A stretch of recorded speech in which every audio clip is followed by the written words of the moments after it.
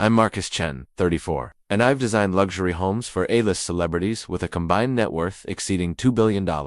My architectural firm specializes in ultra-private estates, where discretion isn't just preferred, it's paid for in 8 figures. But last month, when tech mogul Vincent Ashford hired me for a $50 million renovation, he led me down to his basement and showed me blueprints that made my blood run cold. What he wanted me to build wasn't just illegal, it was designed to contain something, or someone, permanently. I should have walked away immediately, but the retainer check had already cleared, and I had no idea how deep this nightmare would go.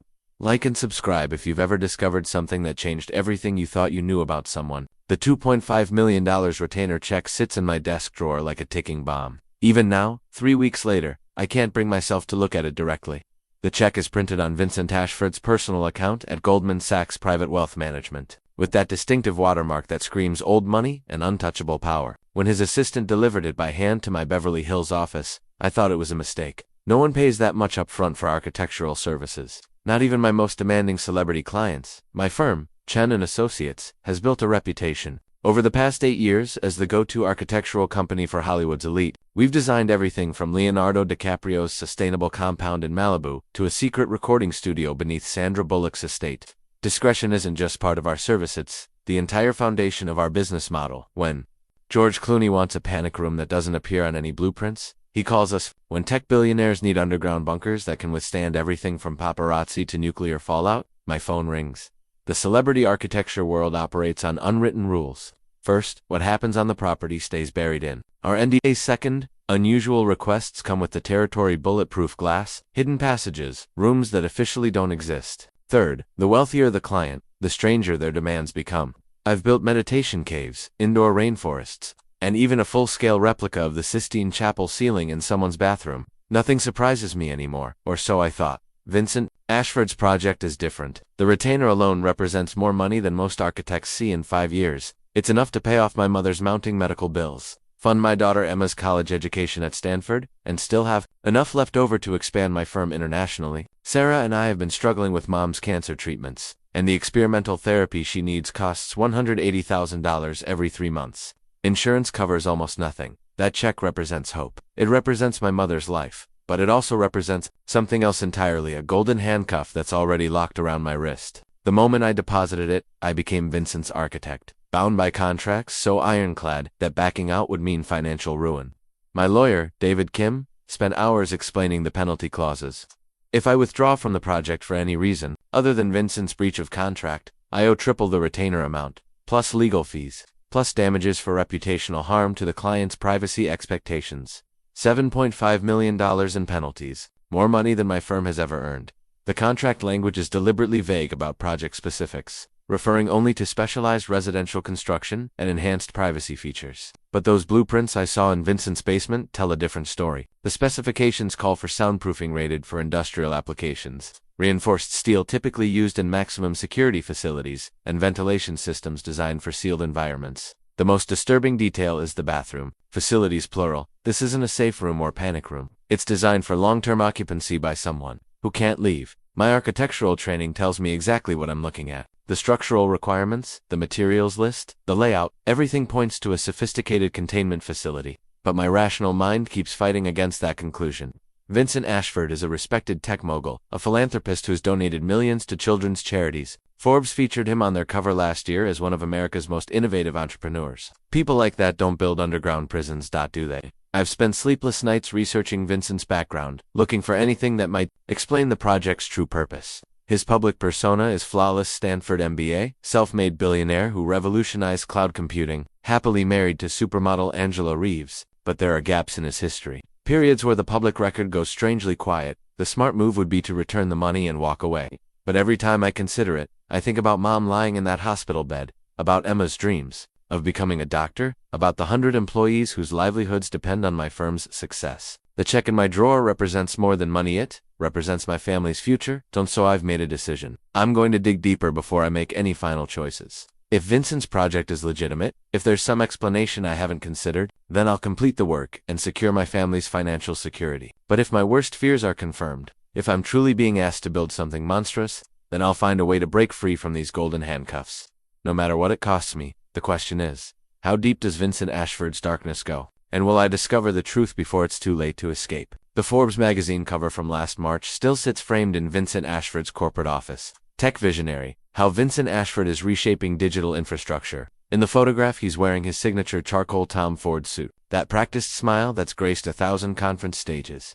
The article inside paints him as the quintessential American success story. Orphaned at 12, full scholarship to Stanford, built his first company in a garage, and sold it for $300 million before he turned 30. Now, at 42, Vincent's empire spans 3 continents. Ashford Technologies controls nearly 60% of the cloud storage market, with data centers from Silicon Valley to Singapore. His personal net worth hovers around $8 billion, making him the 14th richest person in America. The man owns a basketball team, 2 private jets, and homes in 7 countries. He's been married to supermodel Angela Reeves for 6 years, though she spends most of her time in their Manhattan penthouse while he remains anchored to his Malibu compound. I first met Vincent 3 years ago when he hired me to design a guest house for his estate. It was a straightforward project, a 4,000 square foot modernist structure with floor-to-ceiling windows and an infinity pool that seemed to blend into the Pacific Ocean. The budget was essentially unlimited, and Vincent's only specific request was complete privacy from photographers and neighbors. Standard celebrity concerns. Working with Vincent then was surprisingly pleasant. Unlike some of my more demanding clients, he trusted my creative vision and rarely interfered with the design process. He paid promptly, praised the finished product publicly, and even recommended my firm to 2 other tech executives. When the project wrapped, he sent a case of vintage Bordeaux worth more than most people's cars. That Vincent Ashford seems like a different person from the man who led me into his basement 3 weeks ago. During our previous collaboration, I'd noticed certain quirks that seemed harmless at the time. Vincent's obsession with surveillance cameras. For instance, the guest house had more security equipment than most banks. His insistence on soundproof walls throughout the structure, which he explained as necessary for sensitive business calls. The way he spoke about his staff, referring to them as assets rather than employees. I attributed these traits to the paranoia that comes with extreme wealth. Celebrity clients often display eccentric behavior. I once had a famous actor insist that every room be painted in a different shade of purple because his psychic told him it would improve his career. Another client, a pop star, demanded that all electrical outlets be installed at exactly 43 inches from the floor because lower heights gave her anxiety. When you work with people who have unlimited money and constant public scrutiny, you learn to accommodate unusual requests without asking too many questions. But looking back now, Vincent's peculiarities feel more sinister. The way he always seemed to know things about my family that I had never mentioned: Ma's soccer schedule, Sarah's volunteer work at the animal shelter, even Mom's specific type of cancer. At the time, I assumed he'd done basic background research before hiring me, which is standard practice among high-net-worth individuals. Now I wonder if that surveillance extended far beyond professional due diligence. Vincent's public persona is meticulously crafted. He gives keynote speeches about corporate responsibility and technological ethics. His company's mission statement emphasizes connecting humanity through secure, private digital experiences. He's donated $200 million to various charities, with a particular focus on children's education and missing persons advocacy. The irony of that last cause makes my stomach turn when I think about those basement blueprints. The tech industry loves Vincent because he's brilliant and ruthless in equal measure. His competitors fear him because he has an uncanny ability to anticipate market trends and acquire smaller companies just before they become valuable. Industry insiders call him the Oracle of Silicon Valley, though some of his predictions seem less like genius and more like inside information obtained through questionable means. Angela Reeves remains largely absent from his California life, citing her modeling career and social obligations in New York, but I've noticed something in the few interactions I've witnessed between them, a tension that goes beyond typical marital stress. She seems afraid of him, constantly deferring to his opinions even on trivial matters. During the guesthouse project, she visited the construction site only once, and Vincent barely let her speak to the workers. The more I research Vincent's background, the more inconsistencies I discover. His official biography claims he was orphaned in a car accident, but public records show his parents died in a house fire that was never fully investigated. He supposedly built his first company with 3 college friends, but none of those partners appear in any current business ventures, and their LinkedIn profiles all end abruptly around the same time. Vincent's career exploded. Most troubling are the gaps in his personal timeline. There's a 2-year period between Stanford and his first startup where Vincent seems to have disappeared entirely. No employment records, no social media presence. When journalists ask about those missing years, his standard response is that he was traveling and finding himself. But that explanation feels rehearsed and hollow. The man who hired me for this basement project isn't the polished philanthropist from magazine covers. This Vincent speaks in clipped, precise sentences and watches everything with calculating eyes. He has the bearing of someone accustomed to absolute control. someone who's never been told no about anything that truly matters to him. When he handed me those blueprints, I saw something flicker across his face, a hunger that had nothing to do with architecture or home improvement. I built Vincent Ashford a beautiful guest house where he could entertain friends and host business associates. Now he wants me to build him something else, entirely a place where people disappear forever. The question that haunts me is whether I'm the first architect he's approached with this request, or if somewhere in his empire of properties around the world, there are other contractors who've built similar rooms and learned to keep their mouths shut. Either way, I'm beginning to understand that Vincent Ashford's greatest talent isn't technology or business acumen, it's his ability to hide monsters behind magazine covers and charitable donations, to make evil look like success until it's too late to escape. Vincent's wine collection is worth more than most people's homes. The basement cellar stretches 40 feet beneath his Malibu estate, housing over 3,000 bottles arranged in temperature-controlled alcoves carved directly into the hillside bedrock. Chateau Margaux from 1900, Screaming Eagle Cabernet from legendary vintages, bottles of Petrus that auction houses would kill for. Each bottle sits in its designated slot like a precious artifact, labeled with handwritten cards and precise script. Impressive, isn't it? Vincent says, running his fingers along a dusty bottle of 1947 Cheval Blanc. This particular bottle is worth $304,375. I bought it at auction 3 years ago, from a collector in Monaco who needed to liquidate quickly. Family emergency, he said. The way Vincent emphasizes family emergency makes something cold crawl up my spine. He speaks about other people's tragedies with the detached interest of someone reading stock reports. But I'm here for business, not wine appreciation. So I follow him deeper into the cellar's maze of corridors.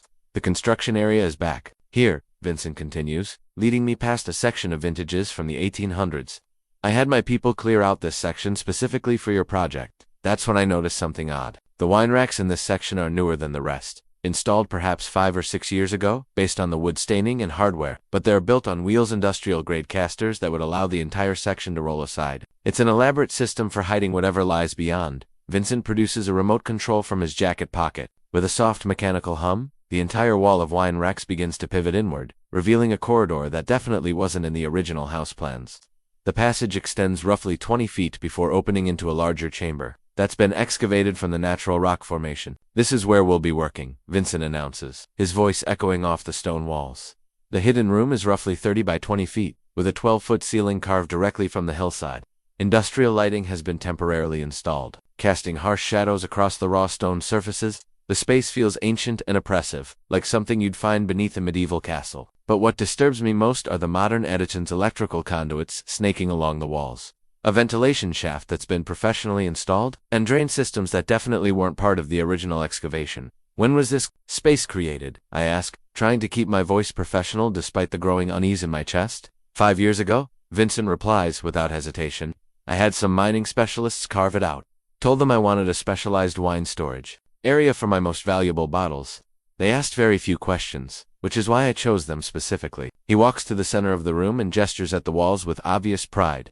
The beauty of working with natural rock is the inherent soundproofing. These walls are 8 feet thick in most places, backed by solid hillside. You could detonate explosives in here, and no one would hear it from the surface. The way he says this so casually, as if discussing the weather, makes my blood run cold. This isn't how architects typically discuss acoustics with clients. Vincent is testing me, gauging my reaction to increasingly disturbing implications. The ventilation system was more challenging, he continues, pointing to the ceiling where air ducts disappear into the rock. I needed something that could maintain proper air quality for extended periods while remaining completely undetectable. From outside the property, the intake and exhaust points are camouflaged among the natural rock formations on the hillside. Extended periods. The phrase hangs in the air like a threat. What exactly do you plan to use this space for? I ask, though I'm increasingly certain I don't want to hear the answer. Vincent's smile doesn't reach his eyes. Privacy, Marcus. Complete and total privacy.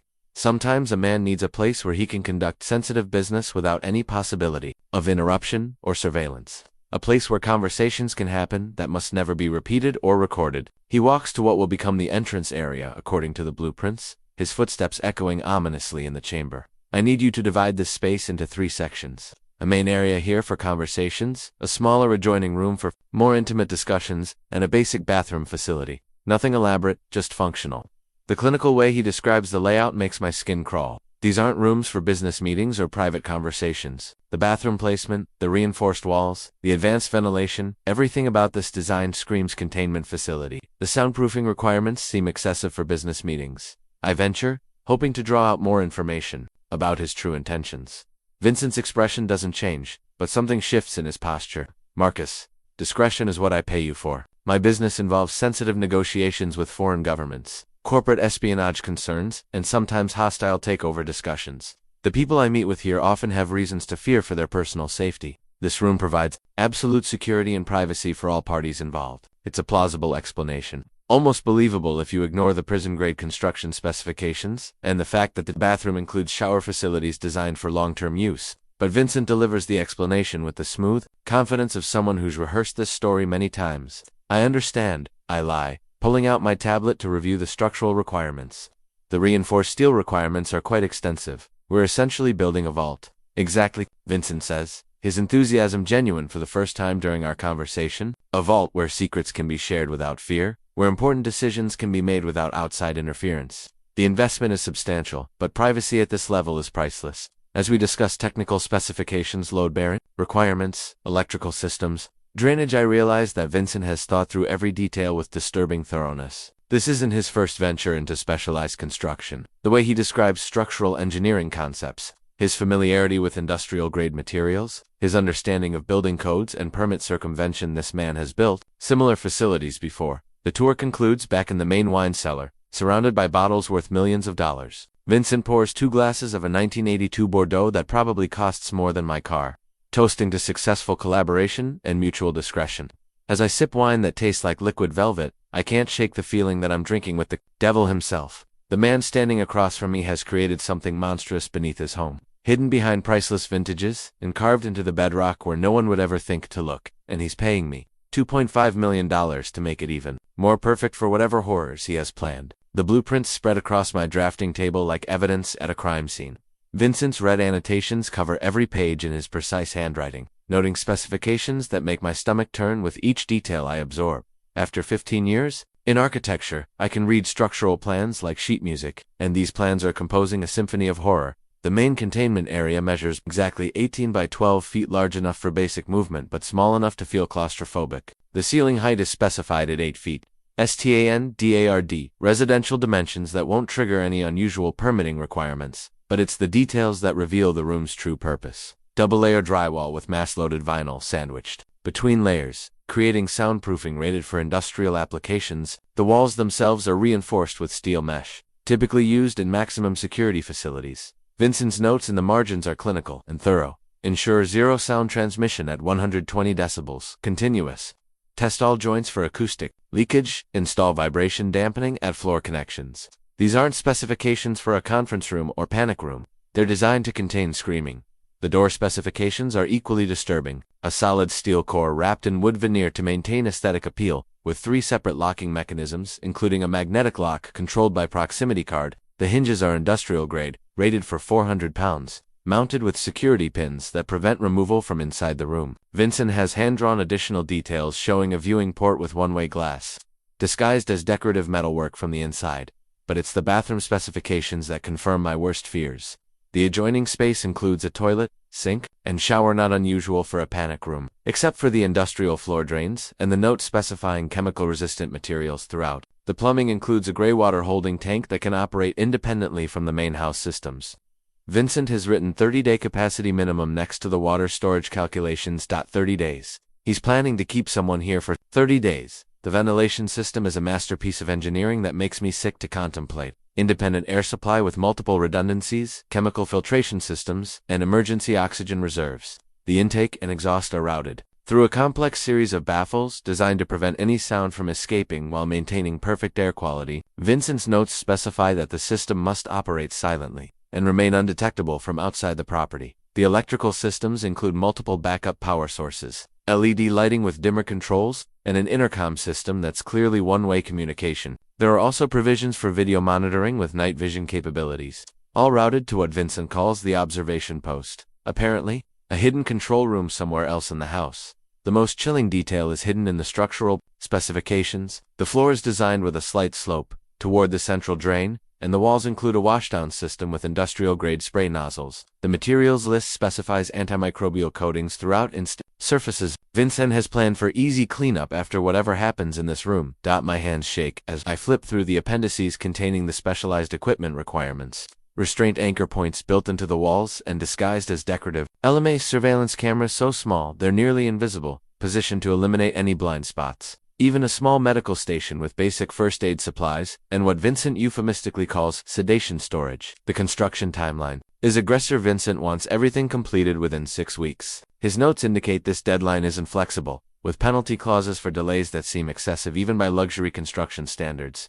There's urgency here that suggests this isn't a theoretical project. Vincent has someone specific in mind, and he has a schedule to keep. I've built panic rooms for paranoid celebrities, safe rooms for threatened executives, even hidden bunkers for doomsday. But this project crosses every ethical and legal line imaginable. The acoustic specifications alone would muffle gunshots. The containment features could hold someone indefinitely, and the cleanup systems are designed for removing biological evidence. Every architectural instinct I've developed over 15 years screams that these blueprints represent a sophisticated torture and murder facility. The attention to detail, the redundant systems, the careful consideration of cleanup and disposal. Vincent has thought through every aspect of keeping someone prisoner and eliminating evidence afterward. But the most terrifying realization is how professionally designed this facility is. These aren't the crude plans of an amateur psychopath. Every specification meets or exceeds professional standards. Every system has proper redundancies. Every detail reflects deep knowledge of construction techniques and human containment. Vincent has either hired other professionals for consultation or has personal experience with similar facilities. The material costs alone exceed $400,000, not including specialized labor and equipment rental. Vincent is investing serious money in creating the perfect crime scene, one designed to leave no evidence and raise no suspicions. The facility will be nearly impossible to discover accidentally and completely impossible to escape from inside. I study the plans. I notice subtle modifications in Vincent's handwriting, changes made over time as he refined his vision. Some sections have been revised multiple times, suggesting this project has been developing for months or even years. He's approached this with the same methodical planning that built his tech empire, applying business principles to abduction and murder. The most nauseating aspect is how it will all be hidden. Once construction is complete, the wine cellar will conceal everything perfectly. Visitors will see priceless bottles and elegant stonework, never suspecting that just beyond those walls lies a facility designed for unspeakable acts. Vince's public persona as a respected philanthropist will continue unblemished while he conducts his private horrors in complete secrecy. I close the blueprints and lean back in my chair, fighting nausea. These plans represent more than construction specifications. They're a roadmap to destroy someone's life while protecting the perpetrator from any consequences. Vincent has designed the perfect crime, and he's paying me millions to build it. For him, the question now isn't whether I should walk away from this project. The question is whether I can afford to, both financially and morally. Because once this facility is complete, Vincent will have the capability to make people disappear forever, and I'll have provided him with the tools to do it. The private investigation report arrives in a manila envelope with no return address, delivered to my office at 6 a.m. by a courier who disappears before my secretary arrives. Inside, Detective Ray Morrison, former LAPD investigator turned private contractor, has compiled 43 pages of information that paint Vincent Ashford in an entirely different light than his public persona. Morrison comes highly recommended by several celebrity clients who've needed discreet background checks on potential business partners. His reputation for uncovering buried secrets while maintaining absolute confidentiality makes him worth his $15,000 fee. But as I read through his findings, I realize this information is worth far more than money. It might be worth my life. The report begins with Vincent's sealed juvenile records, accessed through Morrison's contacts in the California court system. At 14, Vincent was arrested for the disappearance of his neighbor's cat. Though charges were dropped when the animal was found dead 3 weeks later in a storm drain, the police report notes that Vincent showed inappropriate emotional responses during questioning and demonstrated extensive knowledge of animal anatomy when describing how the cat might have died. 2 years later, Vincent's high school girlfriend filed a restraining order against him, claiming he'd been stalking her and making threats against her family. The girl, Jessica Chen, no relation to me. Despite the shared surname, told police that Vincent had detailed knowledge of her daily routines, including information he couldn't have obtained through normal observation. The restraining order was quietly dropped after Vincent's family made a substantial donation to the school district. The most disturbing entry concerns Vincent's parents' death when he was 17. The official report lists the cause as an electrical fire that started in the basement workshop, but Morrison discovered inconsistencies that were never properly investigated. The fire originated in 3 separate locations simultaneously, a pattern more consistent with arson than electrical malfunction. Vincent inherited $2.3 million in insurance money and his parents' tech company stock, providing the foundation for his later empire. During his Stanford years, Vincent's dorm neighbors filed multiple complaints about unusual odors coming from his room and disturbing sounds late at night. Campus security reports describe finding animal remains in his dormitory garbage, though Vincent claimed they were specimens for an independent biology project. His roommate transferred schools mid-semester, citing irreconcilable differences, but Morrison tracked him down and learned the real reason the roommate had discovered: Vincent's collection of trophies from small animals he'd been killing and dissecting. The 2-year gap in Vincent's official biography becomes more sinister under Morrison's investigation. Property records show Vincent purchased a remote cabin in northern Montana during this period, paying cash and registering the property under a shell company. Local police reports from that area include several missing person cases that were never solved, hikers and campers who disappeared without a trace in the vicinity of Vincent's property. Most chilling is Morrison's discovery of Vincent's connection to a series of missing persons cases spanning the past 15 years. The victims have no obvious pattern, different ages, genders, and backgrounds, but they share one crucial similarity: all had some form of conflict with Vincent or his business interests. A former employee who threatened to expose financial irregularities, a journalist investigating Vincent's early business practices, an environmental activist opposing one of his data center projects. Morrison's timeline shows that each disappearance, it occurred within 6 months of the person becoming a problem for Vincent. Local police investigated each case independently, never recognizing the connection between victims separated by geography and circumstance. But Morrison's analysis reveals a clear pattern of Vincent eliminating threats to his empire and reputation. Report includes financial records obtained through Morrison's banking contacts, showing suspicious payments to cleaning services, chemical suppliers, and what appear to be body disposal specialists. These payments always occur in the weeks following a disappearance, suggesting Vincent has developed a systematic approach to murder and evidence elimination. Perhaps most disturbing are the property records Morrison uncovered. Vincent owns 17 properties across 3 states, many purchased through shell companies and hidden from public records. Each property shares certain characteristics: remote locations, extensive basements or underground structures, and purchases made with cash. To avoid scrutiny, Morrison's notes suggest these properties serve as a network of disposal sites and containment facilities. The psychological profile Morrison commissioned from a forensic psychiatrist paints Vincent as a classic psychopath with sociopathic tendencies. The expert notes Vincent's ability to maintain a convincing public persona while conducting a secret life of violence and control. His business success actually enhances his predatory capabilities, providing resources, connections, and social protection that most killers lack. Morrison's investigation reveals that Vincent's marriage to Angela Reeves is likely another form of control. Financial records show that Angela has no independent access to money despite her modeling career, and she signed NDAs so comprehensive that discussing her marriage could result in complete financial ruin. Former friends describe her as increasingly isolated and fearful, though she maintains her public appearances and social obligations. The report concludes with Morrison's professional assessment: Vincent Ashford is a serial killer who's been operating successfully for over 2 decades. His wealth, intelligence, and social position provide nearly perfect cover for his crimes. The basement project I've been hired to complete represents an escalation in his methods, a permanent facility for extended torture and murder rather than quick elimination of threats. Morrison's final note chills me to the bone. Based on construction, timeline, and recent behavioral patterns, subject likely has next victim already selected. Recommend extreme caution for anyone with detailed knowledge of current project. I close the report and lock it in my office safe, my hands trembling slightly. The evidence is overwhelming. I am not just building a containment facility for Vincent Ashford. I'm providing tools for a sophisticated serial killer who's been perfecting his methods for decades. Every specification, every redundant system, every cleaning protocol represents lessons learned from previous murders. But the most terrifying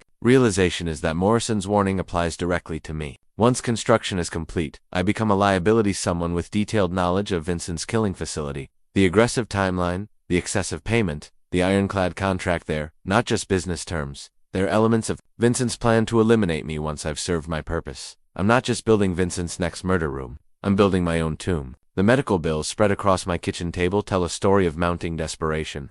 $247,000 for the latest round of experimental immunotherapy.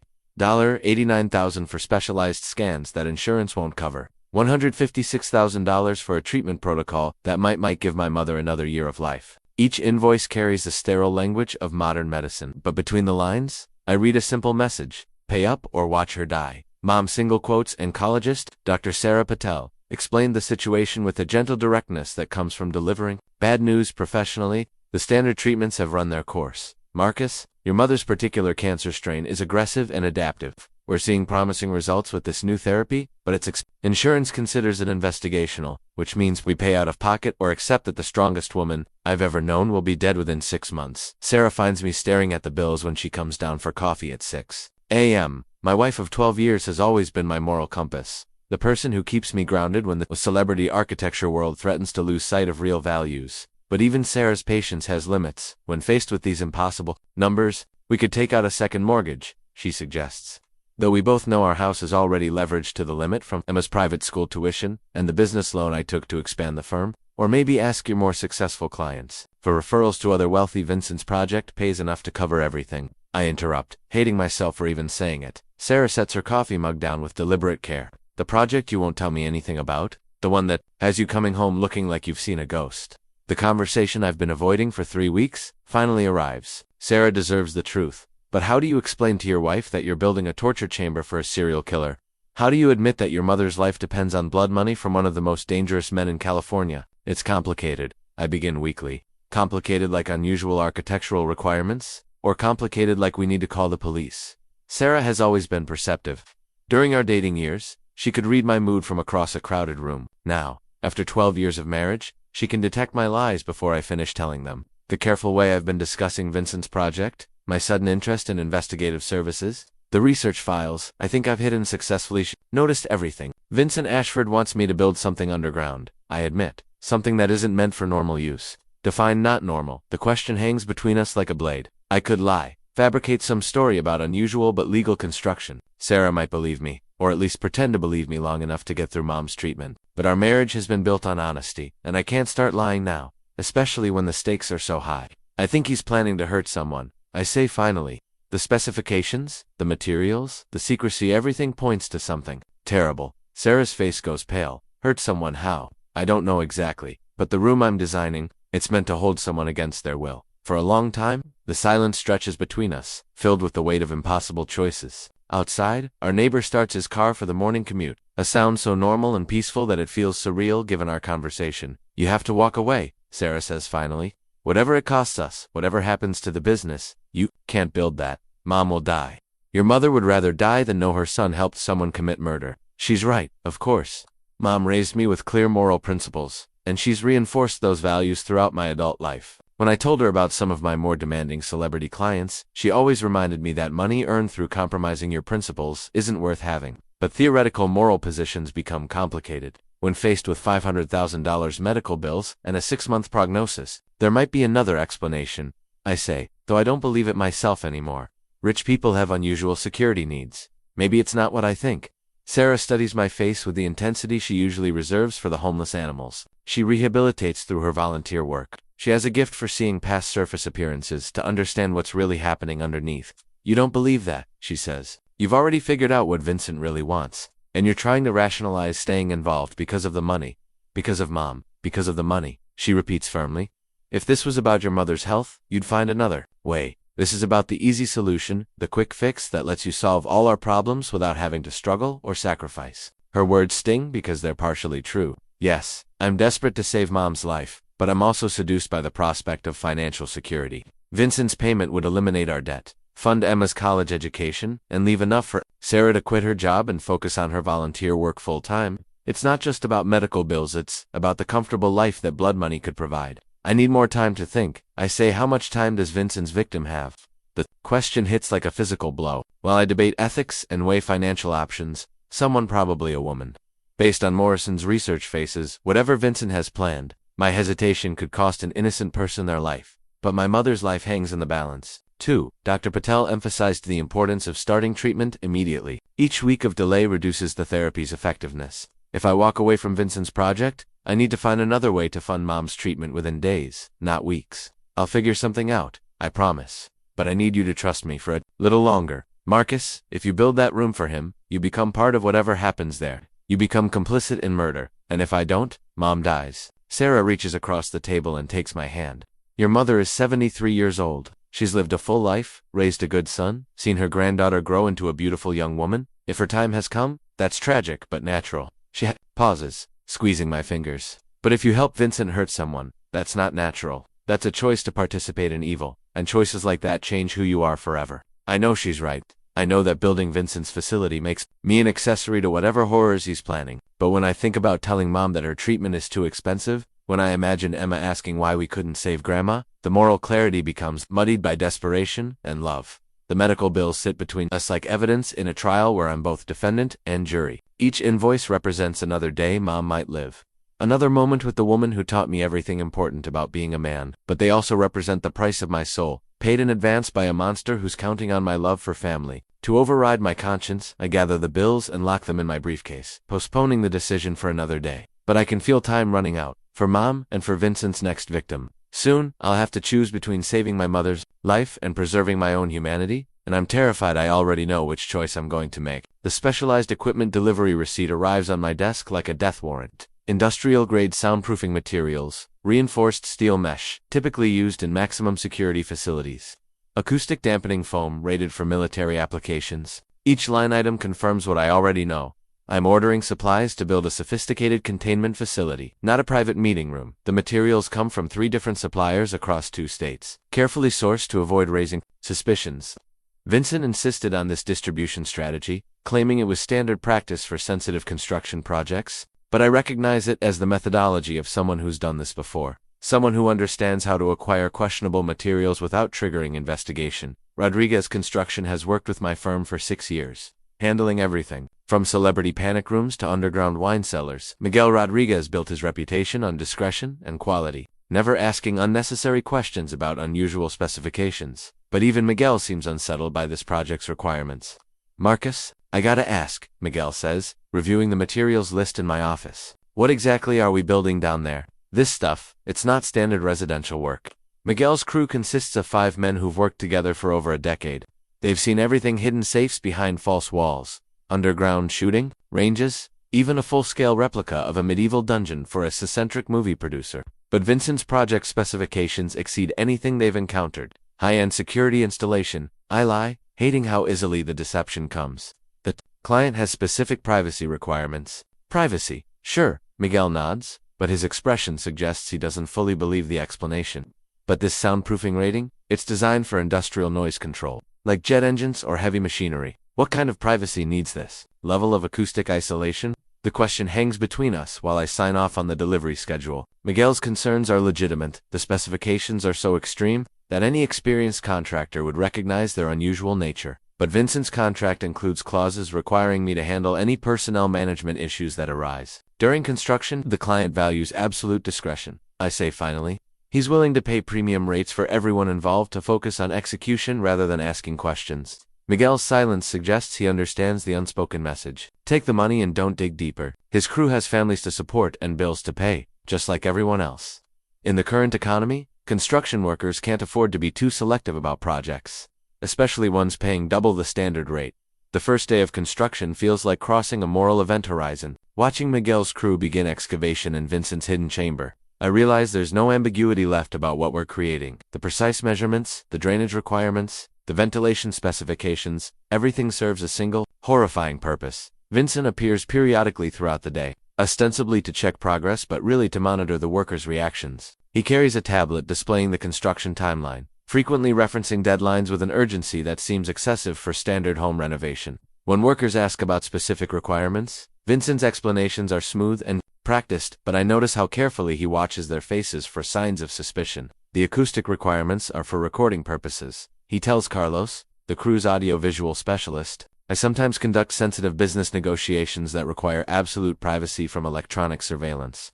Carlos nods and continues installing the soundproofing, but I catch him exchanging glances with his coworkers. They're beginning to recognize that something isn't right about this project, but the pay rate keeps them working despite their growing unease. The most disturbing moment comes when we install the doorframe. The steel reinforcement requirements are so extensive that Miguel questions whether we're building a bank vault. Vincent's response is disturbingly casual. Security is paramount when discussing matters involving substantial financial exposure. The door needs to provide absolute confidence for all parties involved, but it's not the door's security features that chill amidst the one-way viewing port Vincent has specified. From inside the room, it appears to be decorative metal. From outside, it provides clear observation of everything happening within. This isn't a security door. It's designed for a prison cell. By the end of the first week, we've completed the basic structural modifications and begun installing the advanced systems. The ventilation work requires specialists who ask uncomfortable questions about air quality requirements and chemical filtration. Vincent handles these conversations personally,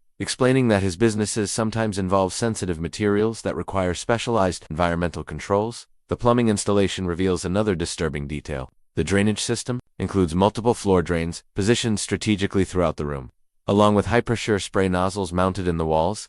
When asked about this unusual configuration, Vincent claims it's for easy maintenance and cleaning of sensitive work areas. But industrial cleaning systems aren't installed in conference rooms or private studies. They're designed for facilities that need to wash away biological material quickly and thoroughly. The chemical-resistant surfaces, the specialized drainage, the high-pressure cleaning capability, everything points to a room designed for easy cleanup after violence. The workers are beginning to ask questions I can't answer honestly. Why does a private meeting room need medical-grade air filtration? Why are the walls reinforced beyond what's necessary for soundproofing? Why does the electrical system include provisions for monitoring equipment and emergency lighting? I deflect their concerns with vague references to client privacy requirements and specialized business needs. But I can see doubt growing in their eyes. Miguel pulls me aside on Friday afternoon, his expression serious.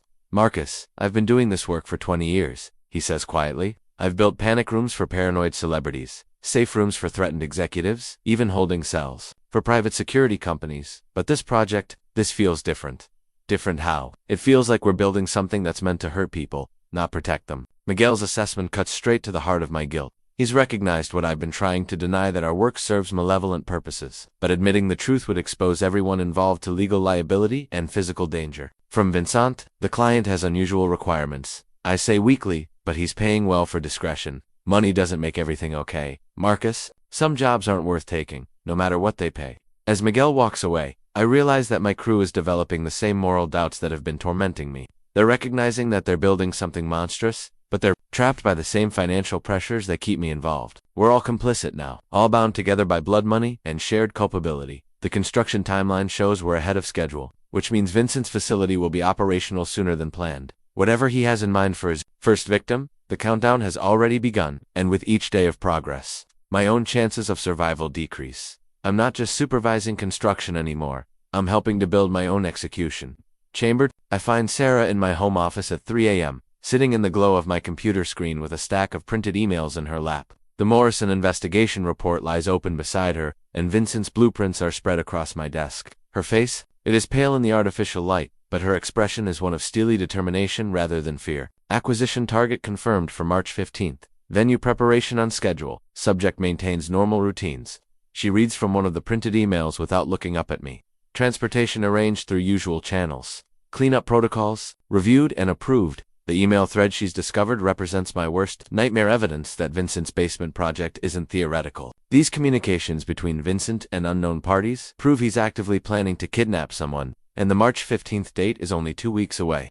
Sarah, you shouldn't be reading about my husband's involvement in a kidnapping plot. She finally looks at me, and I see 24 hours of sleepless anguish in her eyes. Because that's what this is, isn't it? You're not just building a room for Vincent Ashford. You're creating a facility where he plans to torture and murder someone. I close the office door and sit across from her, knowing that this moment will define the rest of our marriage, assuming we both survive the next few weeks.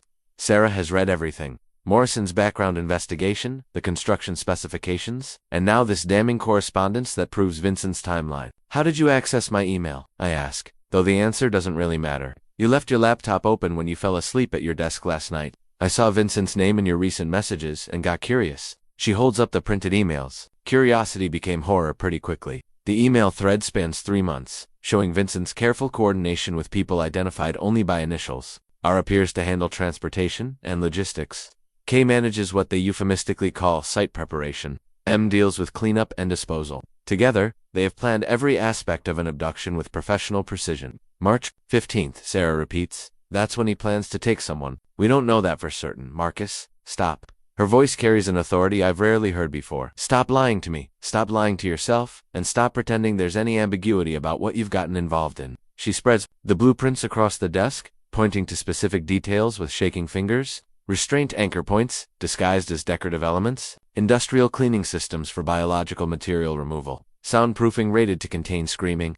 This isn't architecture, this is engineering for murder. The worst part is watching Sarah connect the dots I've been trying to ignore. Her background in animal rescue has given her unfortunate expertise in recognizing the infrastructure of cruelty. The specifications that I've rationalized as unusual but potentially legitimate are immediately recognizable to her as tools for systematic torture. Who is it? She asks. Who is Vincent planning to take? I don't know. The emails use coded language. Figure it out. She interrupts with quiet intensity. Use that analytical mind that makes you such a brilliant architect. Read between the lines and figure out who Vincent Ashford plans to murder in the room you're building for him. I pull up Vincent's recent communications on my laptop, searching for clues about his intended victim. The references are deliberately vague, but patterns emerge when I analyze them chronologically. Subject maintains normal routines, suggests someone Vincent has been serving. Transportation through usual channels implies he's used this method before. Venue preparation on schedule confirms. The basement facility is intended for immediate use, cross-referencing the timeline with Vincent's business activities. One possibility emerges that makes my blood run cold.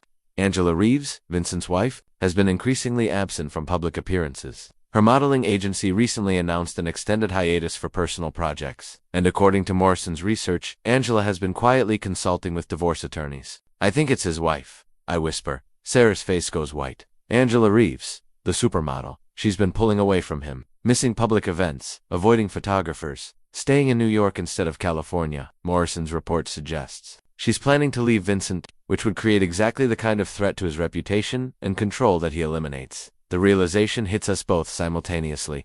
Vincent isn't planning to abduct a stranger, he's planning to murder his wife and make it look like she disappeared voluntarily. The timeline makes perfect sense. Angela announces an extended absence, supposedly traveling abroad for undisclosed projects. She disappears quietly, and Vincent plays the concerned husband, whose wife simply vanished while pursuing her independence.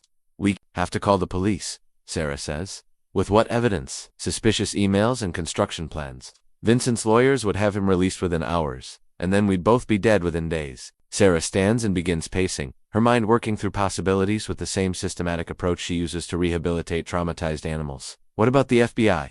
Don't they handle kidnapping cases? Even if they believed us, investigating Vincent would take months. Angela doesn't have months, she has 2 weeks. Then we warn her directly. How she's in New York, surrounded by Vincent's security people. And even if we could reach her, why would she believe that her husband is planning to murder her? We'd sound like conspiracy theorists. Sarah stops pacing and fixes me with a look I've never seen before. Combination of determination and disappointment that cuts straight through my defensive rationalizations. Marcus, you keep talking about what we can't do, what won't work, why every option is impossible. But you're not talking about the one thing that would definitely save Angela's life, which is, stop building the room.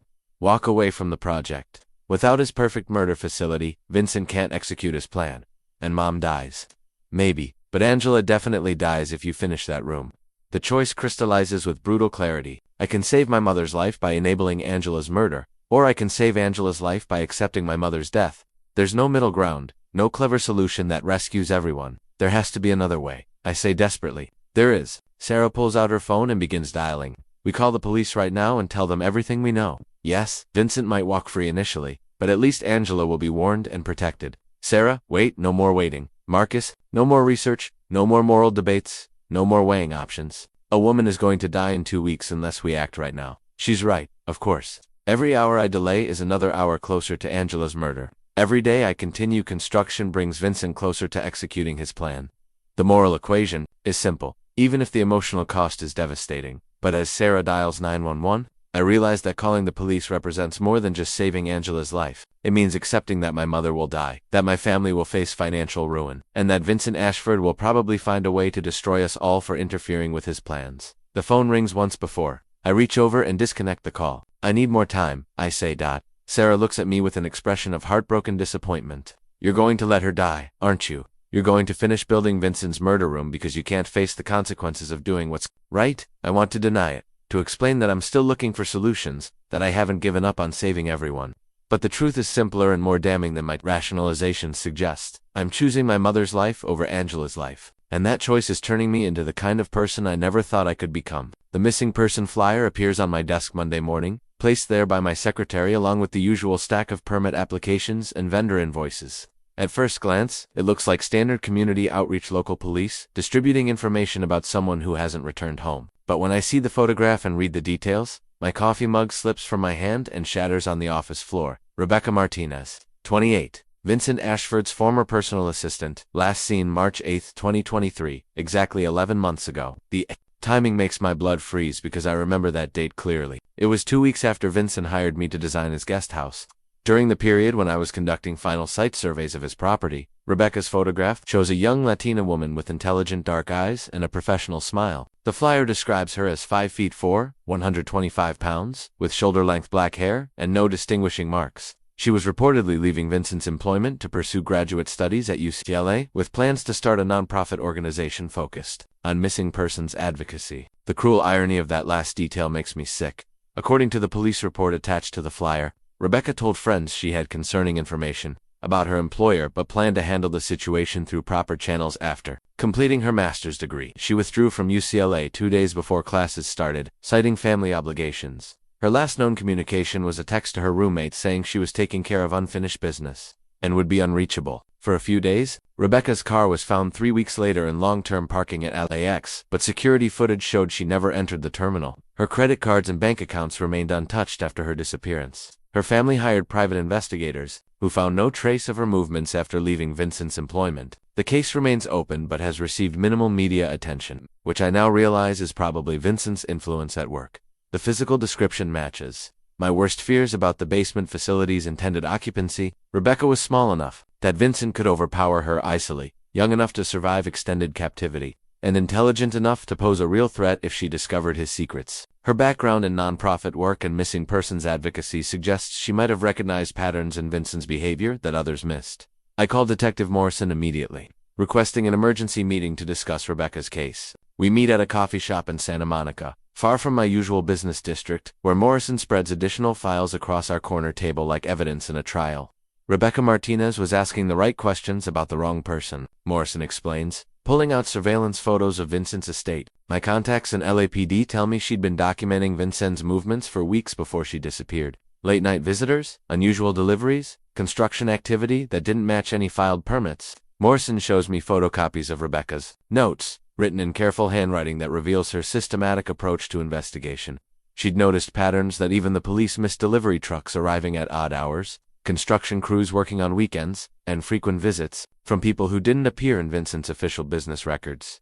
She was building a case, Morrison continues. Rebecca had documented enough evidence to seriously damage Vincent's reputation, maybe even trigger criminal investigation. But she made one critical mistake, which was she confronted him directly, instead of going to authorities first. The coffee shop suddenly feels too warm, too crowded, as I imagine Rebecca sitting across from Vincent in his basement office, presenting evidence of his crimes while he calculated how to eliminate the threat she represented. She probably thought her moral authority and documented proof would protect her. She had no idea she was signing her own death warrant. Where do you think he took her? I ask, though I'm afraid I already know the answer. Morrison spreads out property maps showing Vincent's various holdings. Could be any of his remote locations. The Montana cabin, the Nevada ranch, the compound in Oregon. But my gut says she never left the Malibu property. What makes you say that? Timeline analysis? Rebecca disappeared on March 8th. Construction. Crews began working on Vincent's basement modifications on March 12th. 4 days later. That's not coincidence. The implication hits me like a physical blow. Vincent didn't build his first containment facility after Rebecca's disappearance. He built it specifically for her. The basement chamber I visited, the one he's now asking me to upgrade, was Rebecca's prison and tomb. The wine cellar that conceals the entrance, the soundproofing that contains screams, the drainage systems designed for cleanup, all of it was tested on a 28-year-old woman who thought she could expose Vincent's crimes through proper channels. The construction timeline makes sense now, I whisper. Vincent needed somewhere to keep Rebecca while he figured out how to dispose of her permanently. The basement gave him weeks or months to do whatever he did. Morrison nods grimly. And now he's hiring you to build something even more sophisticated. Whatever mistakes he made with Rebecca's containment, he's learned from them. The realization that I'm improving on Vincent's murder methods using lessons learned from Rebecca's torture makes me physically ill. Every specification in the new blueprints represents refinements based on practical experience with killing. The better ventilation systems, the improved soundproofing, the more efficient drainage, all paid for with Rebecca's suffering. We have to tell her family. I say tell them what? That we suspect Vincent murdered their daughter but have no proof and no body. that the only evidence is circumstantial connections and construction timelines. Morrison's right, of course. Rebecca's family has been living with uncertainty for almost a year, hoping she might still be alive somewhere, maybe suffering from amnesia or choosing to remain hidden. Confirming their worst fears without being able to deliver justice would be cruel, beyond measure, but staying silent feels equally wrong. Rebecca Martinez died because she tried to expose Vincent Ashford's crimes. Now I have the opportunity to complete her work, to ensure her death wasn't meaningless. The evidence she gathered, combined with my knowledge of Vincent's current plans, could finally bring him to justice. There's something else, Morrison says, pulling out a final photograph. This is Rebecca's car interior when it was found at LAX. The image shows a meticulously clean vehicle with no personal belongings, no fingerprints, no trace evidence that could lead back to Vincent. But there's one detail that makes my blood run cold. A single red rose placed carefully on the passenger seat. Vincent's signature, Morrison explains. Every one of his missing persons cases includes a red rose left somewhere significant. It's his way of claiming credit while maintaining plausible deniability. The rose represents more than Vincent's sense of artistry. It's proof that he views murder as performance art, something to be celebrated and remembered. Rebecca wasn't just eliminated as a threat, she was transformed into a trophy. Another successful hunt in Vincent's decades-long killing spree. As I stare at Rebecca's photograph, I realize that building Vincent's upgraded facility makes me complicit, not just in future murders, but in honoring his past victims. Every improvement I design represents a tribute to Rebecca's suffering, a monument to Vincent's evolving sophistication as a killer. But I also realize something else. Rebecca's investigation provides the foundation for exposing Vincent's crimes. Her documentation, Morrison's analysis, and my insider knowledge of the current project create a perfect storm of evidence that could finally destroy him. The question is whether I have the courage to finish what Rebecca Martinez started, knowing that it will likely cost me everything I love most in the world. The hidden recording device feels like a ticking bomb in my jacket pocket as I walk through Vincent's front door, for what I know will be our most dangerous conversation yet.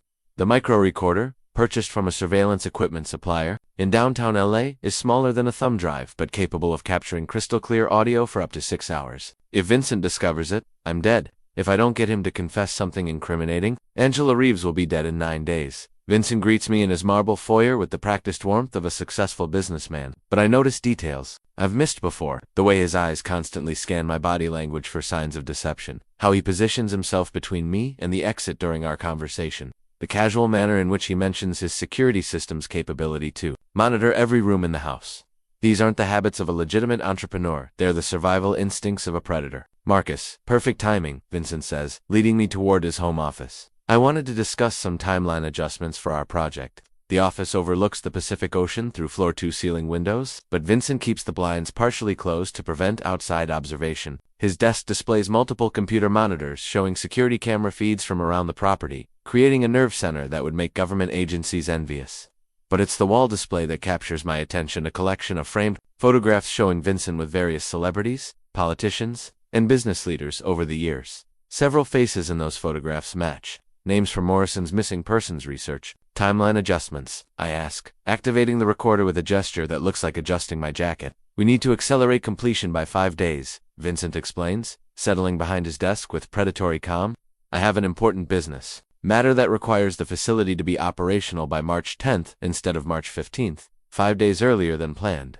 Vincent has moved up his timeline for Angela's disappearance, which means something has spooked him or created new urgency. I need to probe carefully without revealing my knowledge of his true intentions. That's an aggressive acceleration, I say. May I ask what's driving the urgency? It might help me understand which aspects of the project to prioritize. Vincent studies my face with calculating intensity, as if deciding how much truth to reveal. Let's just say an opportunity has presented itself that won't wait for our original schedule. Sometimes in business, you have to move quickly when circumstances align favorably. The clinical way he describes murder as a business opportunity makes my skin crawl, but I force myself to maintain professional composure. Opportunities can be fleeting, I agree. Is this related to a specific client or project? You could say that. Vincent's smile doesn't reach his eyes. I have a client who's been quite difficult to work with lately. Someone who's been making unreasonable demands and threatening to terminate our relationship unless their concerns are addressed immediately. He's talking about Angela, describing her potential divorce filing as a business dispute requiring immediate resolution. The euphemistic language provides him plausible deniability while revealing his true intentions to anyone capable of reading between the lines. Difficult clients can be challenging, I say carefully. Sometimes the best approach is to give them exactly what they're asking for, even if it's not what they really want. Vincent's laugh is genuinely amused. Exactly right, Marcus. Sometimes you have to provide solutions that are more permanent than clients initially realize they need. The recording device captures every word, but Vincent's statements are still too vague for legal prosecution. I need him to be more specific about his plans, which means pushing harder despite the obvious danger. In my experience, the most challenging clients are often the ones closest to us. I venture, family members, long-term partners, people who think they know us well enough to make demands. Vincent's expression shifts subtly, becoming more guarded and calculating. Are you speaking from personal experience, Marcus? The question carries an undertone of threat that makes my mouth go dry. Vincent is probing whether I know more than I'm admitting, testing my responses for signs of deception or hidden knowledge. Not directly, I lie. But I've worked with clients who had complicated family situations. Sometimes family members don't understand the nature of certain business relationships. Family can be surprisingly naive about what's required to maintain success. Vincent agrees. They often think emotional appeals and traditional legal remedies can solve problems that require more creative solutions. More creative solutions. The phrase is chilling in its implications, especially combined with Vincent's accelerated timeline. He's not just planning Angela's murder, he's relishing the opportunity to demonstrate his superiority over conventional approaches to problem solving. Creative solutions often involve careful planning and specialized resources, I say, hoping to draw out more details. The kind of resources we're developing in your basement project? Vincent's eyes narrow almost imperceptibly. You seem unusually interested in the project's applications, Marcus.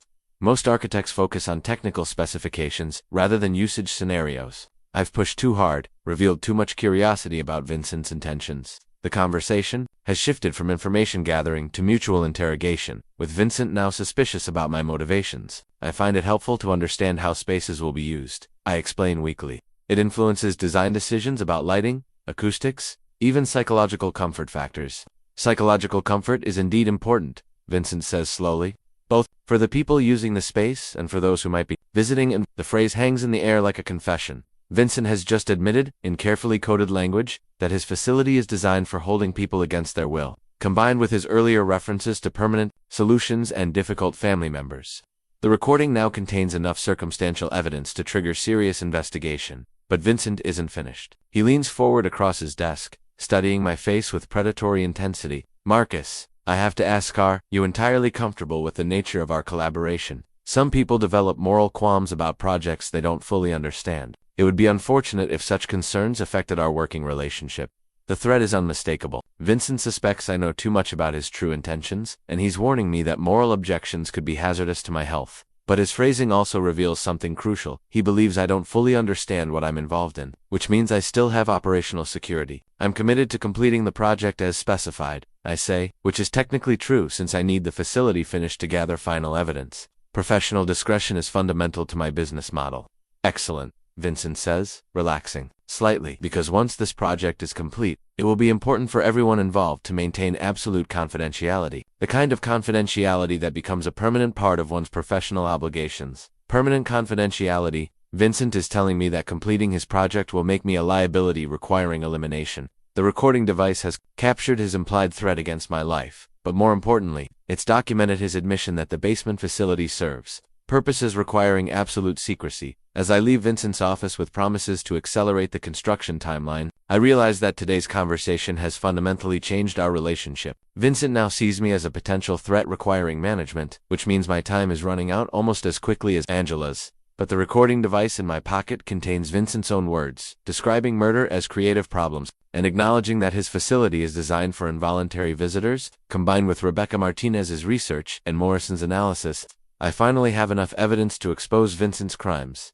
The question now is whether I can deliver that evidence to authorities before Vincent decides that his permanent solution needs to include me. The financial records spread across my kitchen table read like a ledger of horrors. Morrison's banking contacts have provided 3 years of Vincent's private transaction history, revealing a pattern of payments that coincide precisely with missing persons cases across California. Each disappearance follows the same financial signature: large cash withdrawals, payments to specialized cleaning services, and transfers to companies that don't officially exist. Rebecca Martinez disappeared on March 8, 2023. Vincent's bank records show a $45,000 cash withdrawal on March 6, followed by payments totaling $78,000 to Pacific Restoration Services and Hillside Environmental Solutions, companies with no legitimate business addresses. 2 weeks later, he purchased $23,000 worth of industrial cleaning equipment through shell companies registered in Nevada. The pattern repeats across multiple disappearances.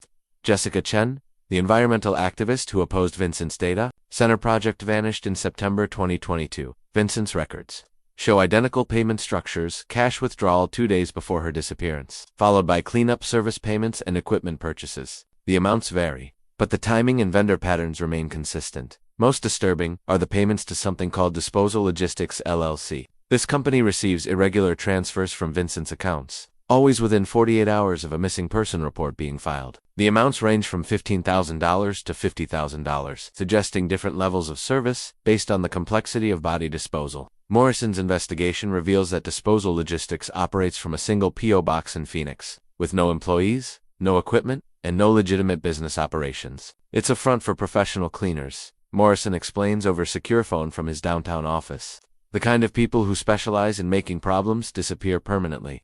Vincent has developed relationships with specialists who could eliminate evidence, dispose of remains, and create believable cover stories for disappearances. The sophistication of Vincent's operation becomes clear as we analyze the financial timeline. He doesn't just murder people, he's created an entire infrastructure for systematic killing. The cash withdrawals fund operational expenses, the cleaning services handle crime scene sanitization, the disposal company manages body elimination, the shell companies provide layers of protection against investigation, but it's the most recent transactions that make my blood run cold.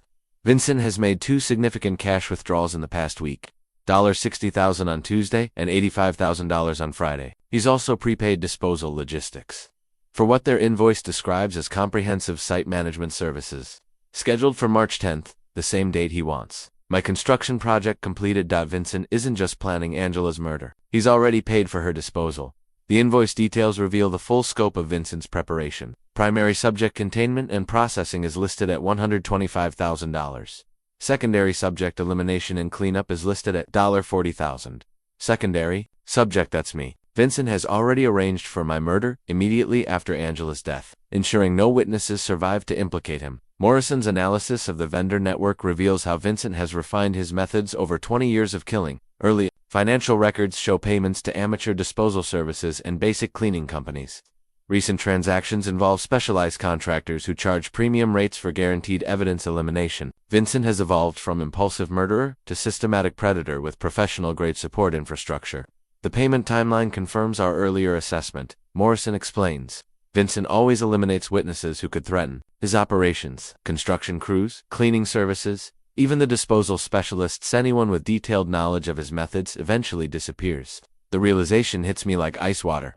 Miguel Rodriguez and his construction crew are also scheduled for elimination once they complete Vincent's facility. The generous payment rates, the accelerated timeline, the emphasis on discretion. Vincent is ensuring everyone involved in the project will be silenced permanently. I immediately call Miguel on his personal phone. Using coded language to arrange an emergency meeting, we meet at a construction site across town where Miguel is working on a legitimate project, far from any surveillance Vincent might have implemented. Miguel, I need you to stop work on the Ashford project immediately. I say without preamble. What, Marcus? We're 3 days from completion. The final payment is blood money. Vincent Ashford is planning to kill you and your entire crew once the work is finished. Miguel's face goes pale as I explain what I've discovered about Vincent's history and methods. The missing persons cases, the financial evidence, the pattern of eliminating witnesses, everything points to systematic murder of anyone who could expose his operations. Jesus Christ, Miguel whispers. My boys, they've been working in that room for weeks. They've seen everything, which makes them liabilities that Vincent can't afford to leave alive. Miguel pulls out his phone and begins calling his crew members, warning them to stay away from Vincent's property and avoid any contact with his representatives. But we both know that simply stopping work won't protect them. Vincent's operational timeline suggests he's prepared to accelerate eliminations. If his project is threatened, what do we do? Miguel asks. Go to the police. With what evidence? Financial records obtained illegally, construction specifications that could have innocent explanations. Vincent's lawyers would have him released before we finished giving statements. The frustration of having evidence but being unable to use it legally creates an impossible situation. We know Vincent is a serial killer, we understand his methods, and we can predict his next moves. But proving it in court requires evidence obtained through legal channels, which Vincent's wealth and influence make nearly impossible to acquire. Morrison calls as Miguel and I debate options. I've got bad news and worse news, he says. The bad news is that Vincent has accelerated his timeline again. My sources say he's moved the operation to March 8th tomorrow night. What's the worst news? Angela Reeves flew back to Los Angeles this morning. She's currently at Vincent's Malibu property, supposedly for a romantic reconciliation dinner. She has no idea she's walking into her own execution. The timeline has collapsed entirely. Angela is already in Vincent's custody. The facility will be operational within hours, and Vincent's disposal team is standing by for immediate cleanup. By tomorrow morning, both Angela and I will be dead, along with Miguel's crew and anyone else who knows too much about Vincent's basement project. But Morrison has one final piece of intelligence that changes everything. Vincent made a mistake. With his latest disposal payment, he used his personal checking account instead of a shell company, and he included a memo line: final cleanup, Malibu facility, all assets. That's direct evidence linking him to planned murders at a specific location. For the first time in weeks, I feel a glimmer of hope. Vincent's arrogance has created a paper trail that even his lawyers can't explain away. Combined with the recorded conversation, Rebecca Martinez's research, and the financial evidence, we finally have enough proof to trigger immediate law enforcement action. Call the FBI, I tell Morrison. Tell them we have evidence of an imminent kidnapping and murder plot involving multiple victims. Give them everything: the financial records, the construction specifications, the recorded admissions. What about you? I'm going to Vincent's property tonight. Someone needs to document what happens there, and Angela deserves to know that people tried to save her. As I hang up, I realize that 12 hours from now, either Vincent Ashford will be in FBI custody, or I'll be dead in his basement facility. But at least Angela won't die thinking the world forgot about her. And Rebecca Martinez's murder won't go unpunished forever. The evidence is finally strong enough to destroy Vincent's empire. The question is whether it's strong enough to save the people he's planning to kill tonight. The construction timeline document sits on Vincent's desk like a countdown to execution. He's called me to his office for what he terms a final project coordination meeting. But the atmosphere feels more like a predator toying with prey before the kill. The timeline shows completion scheduled for 6 p.m. today, March 8th, with a notation that makes my blood freeze. Asset acquisition commences immediately upon facility certification. Angela Reeves sits in Vincent's living room just 50 feet away, completely unaware that she's already been marked for death. Through the office doorway, I can see her elegant silhouette against the floor-to-ceiling windows, sipping wine and apparently enjoying what she believes is a reconciliation dinner with her husband. She has no idea that the basement beneath her feet contains a sophisticated torture chamber designed specifically for her final hours. Timeline concerns? Marcus, Vincent asks. Noticing my focus on the document, you seem distracted by something. Just reviewing the final specifications, I lie, trying to keep my voice steady. I want to ensure everything meets your exact requirements. Vincent's smile carries genuine satisfaction. Oh, I'm confident it will exceed my requirements. You've designed something truly exceptional, a facility that will serve my needs for years to come. Years to come. Vincent isn't planning to use this facility once for Angela's murder. He's creating a permanent installation for ongoing killing, a place where he can indulge his predatory instincts without the operational challenges of his previous methods. The basement represents an evolution in his methodology, from opportunistic murder to systematic torture and killing.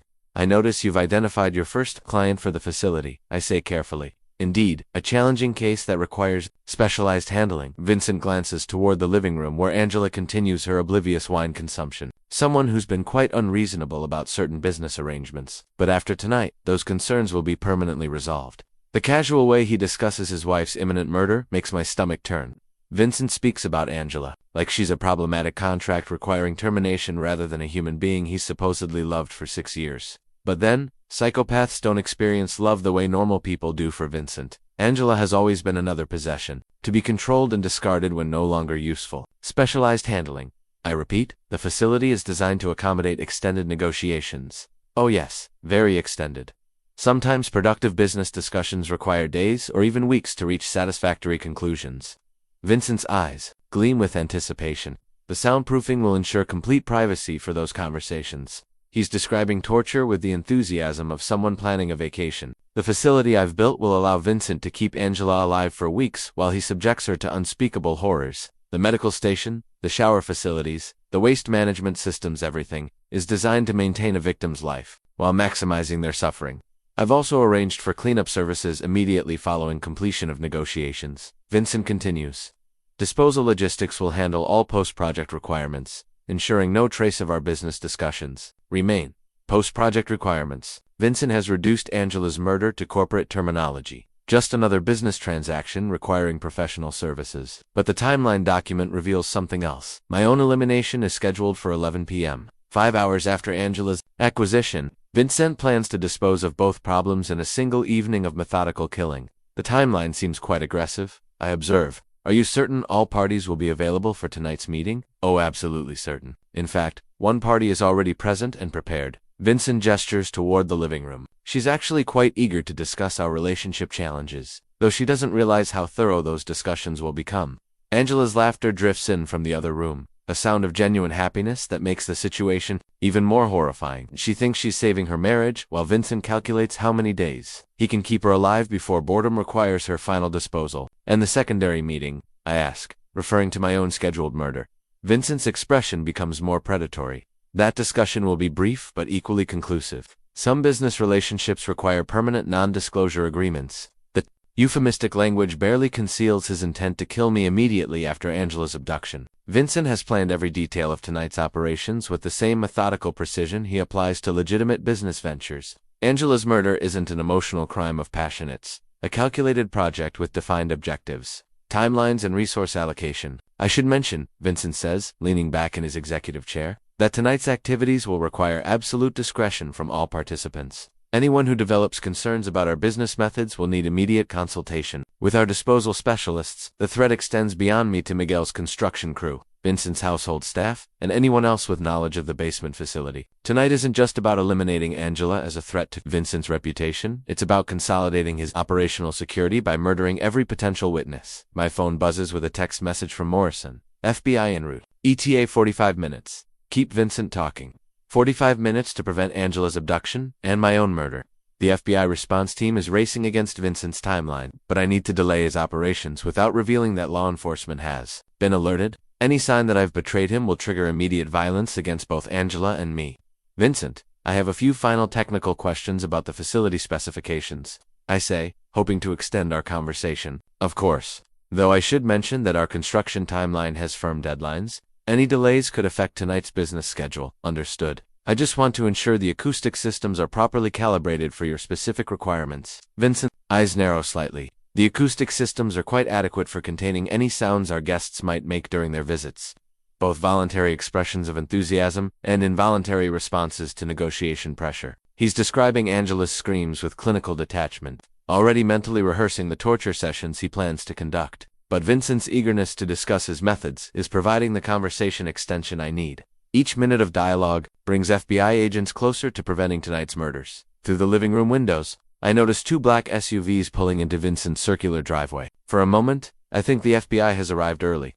But then I recognize the vehicles. They belong to Vincent's security team, the same specialists who handle his disposal logistics. These aren't law enforcement officers coming to rescue Angela. They're Vincent's murder crew, arriving to implement tonight's operations. Ah, perfect timing, Vincent says, noticing the arrivals.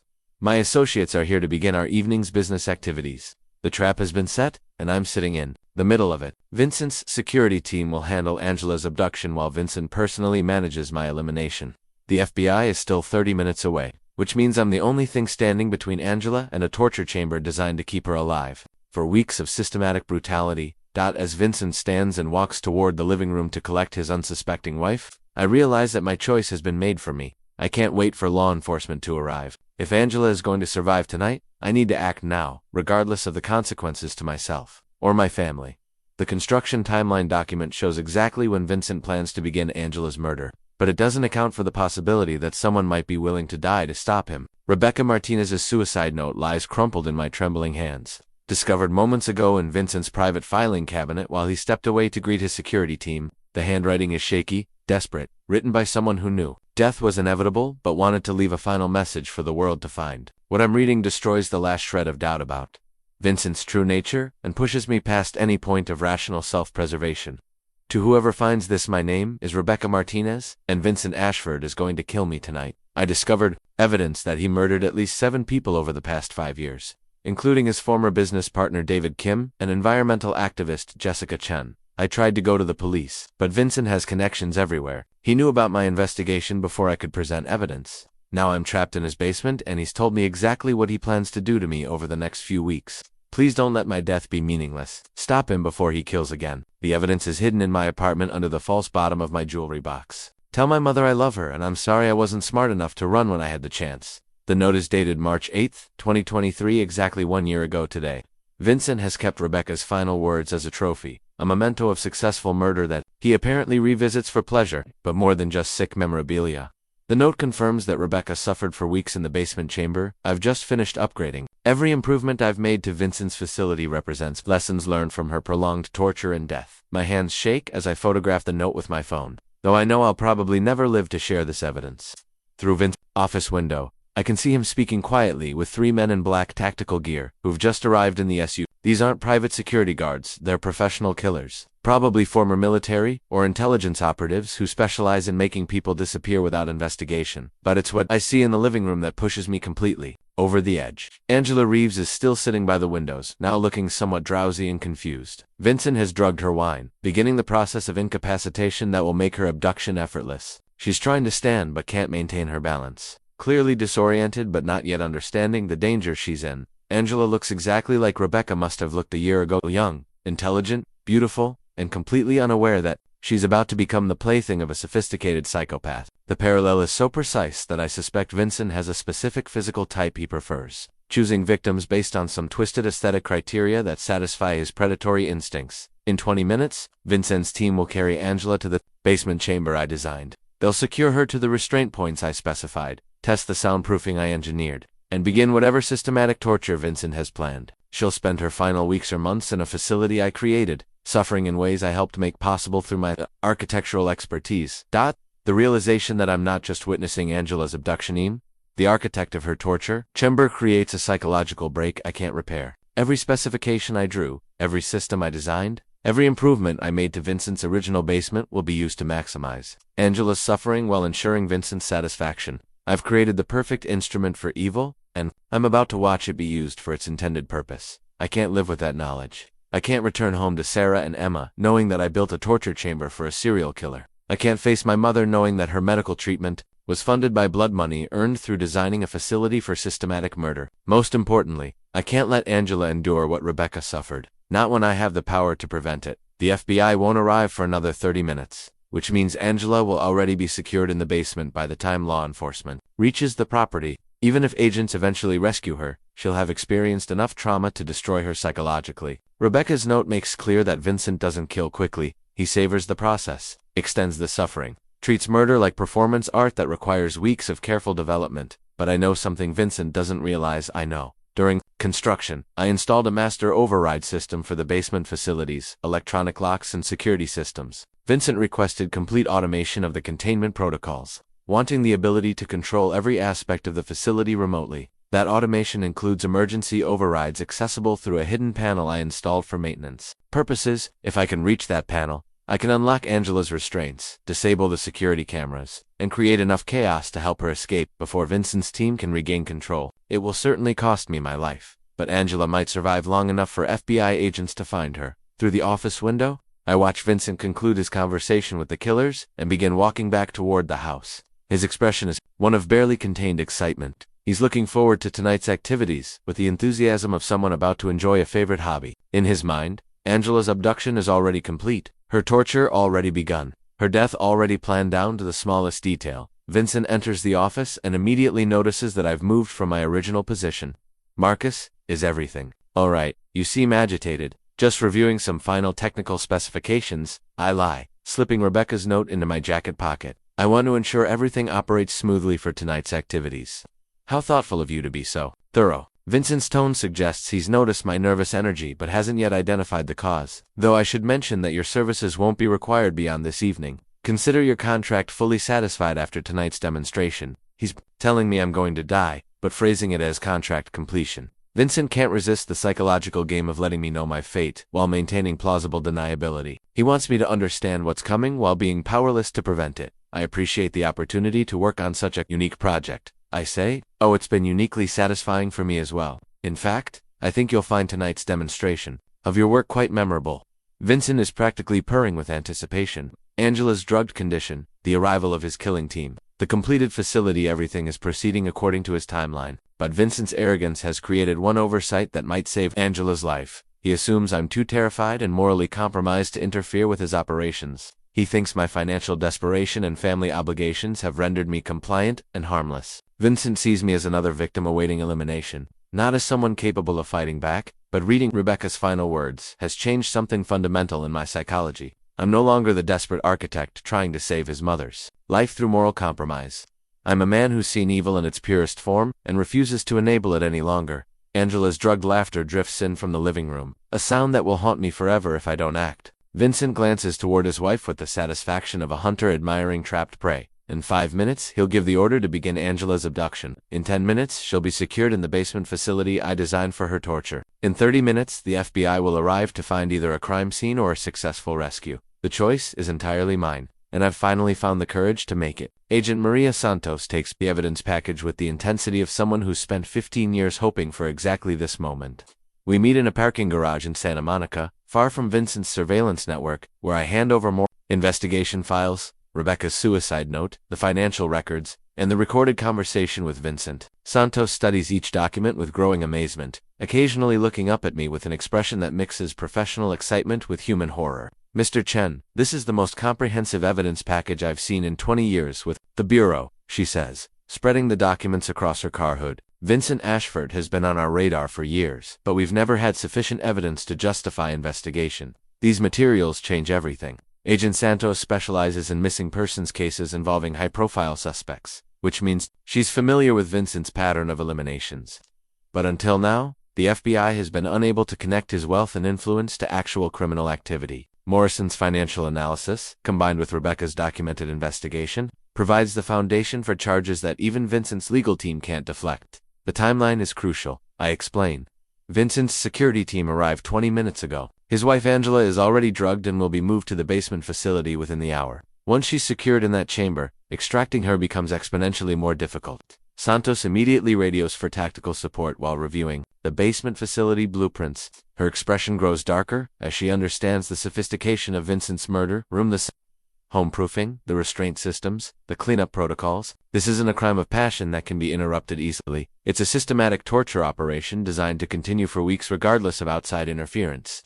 The facility's security systems are impressive, Santos admits. Getting inside, without alerting Vincent, will require significant resources and planning time. I have master access to all electronic systems, I tell her. During construction, I installed override controls that can disable locks, cameras, and monitoring equipment simultaneously. If your team can create a distraction at the main house, I can access the basement and free Angela before Vincent realizes what's happening. Santos studies my face with the calculating intensity of someone evaluating a potentially valuable but extremely dangerous asset. Mr. Chen, what you're proposing is essentially a suicide mission. Vincent's security team consists of former military operators with extensive combat experience.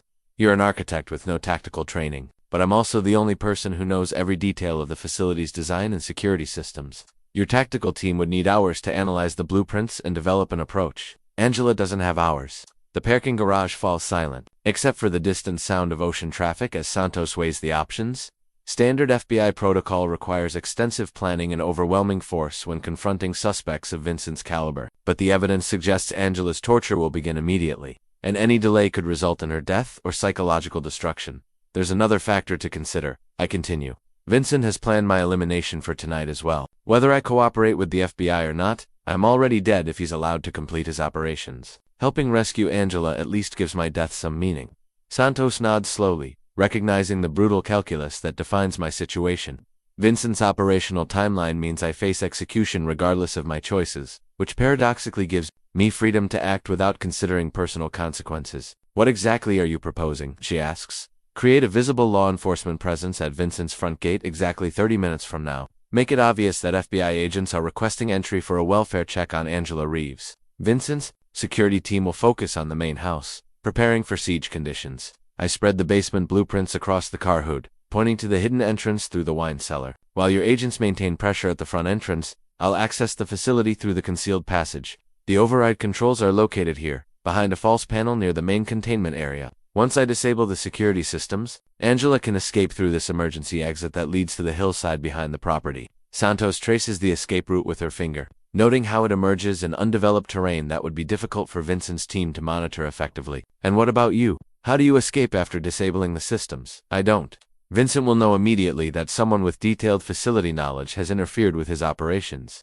He'll hunt down whoever was responsible, which means I need to stay behind and provide cover for Angela's escape. The plan requires me to sacrifice my life to save Angela's. but it also ensures that Vincent's crimes will finally be exposed. The evidence package Santos now possesses, combined with Angela's testimony about her attempted abduction, will provide enough proof to destroy Vincent's empire and deliver justice for his previous victims. Mr. Chen, I can't officially authorize civilian participation in an active operation, Santos says carefully. But I also can't prevent you from acting independently while FBI agents execute their own tactical approach. She's giving me permission to proceed while maintaining plausible deniability for the Bureau. If my rescue attempt succeeds, Angela survives, and Vincent faces prosecution. If I'm killed during the operation, the FBI can claim they were attempting standard law enforcement procedures while a concerned citizen acted recklessly beyond their control. Santos provides me with a small radio transmitter that will allow communication with her tactical team during the operation. Channel 7 will connect you directly to our command post. When you're ready to begin Angela's extraction, signal us and we'll intensify pressure at the main entrance.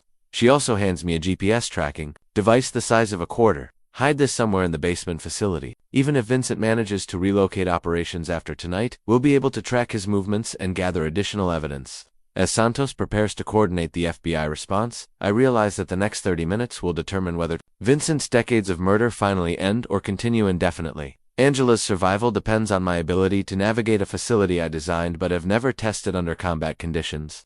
The basement chamber represents either Vincent's greatest triumph or his ultimate downfall. Agent Santos, I say as she gathers the evidence materials, there's something else you should know about Vincent's operations. Rebecca Martinez's note mentions evidence hidden in her apartment. If Vincent hasn't already destroyed it, that material could provide additional prosecution support. We'll execute a search warrant immediately, Santos promises. And Mr. Chen, what you're doing tonight. It takes remarkable courage to risk everything for someone you've never met. It's not courage, I reply honestly. It's the only way I can live with myself after what I've built for him. As Santos drives away to coordinate the FBI response, I sit alone in the parking garage and mentally rehearse every step of the rescue operation. In 25 minutes, I'll enter a sophisticated murder facility that I designed specifically to be inescapable. My chances of survival are essentially zero. But Angela's chances depend entirely on my willingness to die for someone I've never spoken to. The irony isn't lost on me. I built Vincent's perfect murder room, and now I'm planning to use my knowledge of its systems to destroy everything he's worked toward. Rebecca Martinez died trying to expose Vincent's crimes. Tonight, I'll either complete her mission or join her as another victim of his systematic evil. Either way, Vincent Ashford's reign of terror ends tonight. The FBI surveillance device fits against my chest like a second heartbeat, its tiny microphone capturing every sound as I approach Vincent's estate through the hillside vegetation behind his property. Agent Santos's technical team spent 15 minutes fitting me with recording equipment sophisticated enough to capture courtroom-quality audio while remaining undetectable during casual physical contact. If I'm going to die tonight, at least Vincent's confession will survive to ensure his conviction. The rear approach to Vincent's property takes me through undeveloped canyon terrain that I studied extensively during the original guest house project. Native chaparral and eucalyptus trees provide natural concealment, while deer trails create paths that avoid Vincent's perimeter security sensors. His surveillance network focuses on the main approaches where normal intruders would attempt entry, not on the steep hillside that requires technical climbing skills to navigate safely. Through my night vision scope borrowed from Morrison's private investigation equipment, I can see Vincent's basement facility exterior vents. Camouflaged among the natural rock formations, the ventilation system is operating at full capacity, which means the containment area is already occupied. Angela has been moved to the chamber I designed for her torture, and Vincent's systematic brutalization has likely begun. My radio crackles with Agent Santos's voice. Overwatch 2 Architect, FBI tactical team is in position at the main gate. Are you ready to proceed? Architect to Overwatch. Approaching target facility now. Begin distraction protocols in 90 seconds. The wine cellar entrance requires me to navigate Vincent's exterior security network, which I helped design during the guest house project. Motion sensors are positioned to detect normal human movement patterns, but they're calibrated for upright walking rather than the low crawl I'm using to approach the hidden entrance. Infrared cameras cover the obvious approach routes, but they miss the blind spot created by the hillside's natural contours. The concealed door opens with my master access card, revealing the wine cellar that conceals Vincent's murder facility. 30 feet away, behind the movable wine racks, I can hear sounds that make my blood freeze. Angela's muffled screams punctuated by Vincent's calm voice explaining what he plans to do to her over the coming weeks. The torture has already begun, which means every second of delay increases her psychological trauma, but I need Vincent's confession on tape before I disable his facility's security systems. Agent Santos emphasized that recorded admissions would be crucial for prosecution, especially given Vincent's wealth and legal resources. His previous coded language might not be sufficient for conviction, but explicit descriptions of torture and murder would eliminate any possibility of acquittal. I activate the recording device and move closer to the concealed entrance, positioning myself where the microphone can capture clear audio from the basement chamber. Vincent's voice emerges from the soundproofed room with the clinical detachment of someone conducting a scientific experiment. Angela, my dear, you're probably wondering why I've brought you down here, instead of simply divorcing you like a normal husband would, Vincent says with obvious satisfaction. The truth is that divorce would be financially inconvenient and socially embarrassing. This approach is much more permanent. Angela's response is barely audible through her gag, but I can hear the terror in her muffled sounds. Vincent has secured her exactly as the blueprints specified, restrained but conscious, helpless but aware of everything happening to her. You see, I've discovered that you've been consulting with divorce attorneys behind my back, Vincent continues. Apparently you think you're entitled to half of everything I've built over the past 2 decades. That shows a fundamental misunderstanding of our relationship dynamic. The recording device captures every word as Vincent explains his philosophy of marriage as ownership rather than partnership. His casual tone, while describing Angela's impending torture, reveals the depth of his psychological pathology. This isn't passionate violence driven by betrayal, but methodical cruelty motivated by control. I've had this facility designed specifically for difficult conversations like ours, Vincent says. The acoustics are perfect for containing any emotional responses you might have during our discussions. The ventilation will keep you comfortable. For several weeks at least. And the restraint systems have been tested extensively. Vincent is referencing Rebecca Martinez's torture, confirming that he used his previous victim as a practice run for perfecting his methods. The recording now contains direct admission of multiple murders, systematic torture, and premeditated abduction. Marcus Chen, the architect who designed this beautiful space, really outdid himself with the specifications. Vincent continues, apparently enjoying the irony of crediting me for creating Angela's prison. Every detail serves a specific purpose in ensuring our privacy and your cooperation. My radio crackles with Santos's update. Overwatch 2 architect. FBI agents are at the front gate, requesting welfare check.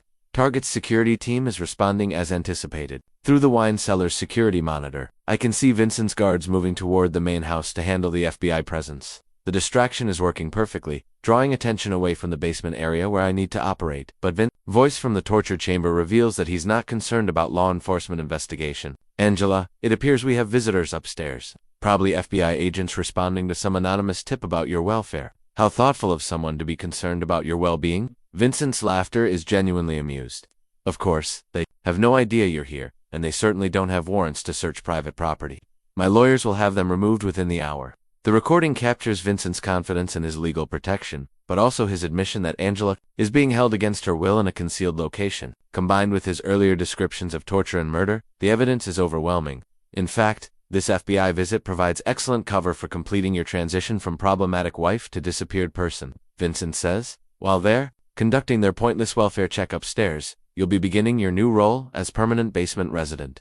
Vincent's detailed confession continues, as he describes his plans for Angela's extended torture, his methods for disposing of her body when he grows bored, and his confidence that law enforcement will never discover evidence of his crimes. He's creating a comprehensive record of premeditated murder while believing himself completely safe from prosecution. The surveillance equipment captures not just Vincent's words but also the sounds of his systematic brutalization of Angela, muffled screams, the mechanical noise of restraint devices, and Vincent's clinical observations about her psychological responses to torture. The recording will provide prosecutors with audio evidence of torture in progress, making Vincent's eventual conviction virtually certain. My radio crackles again.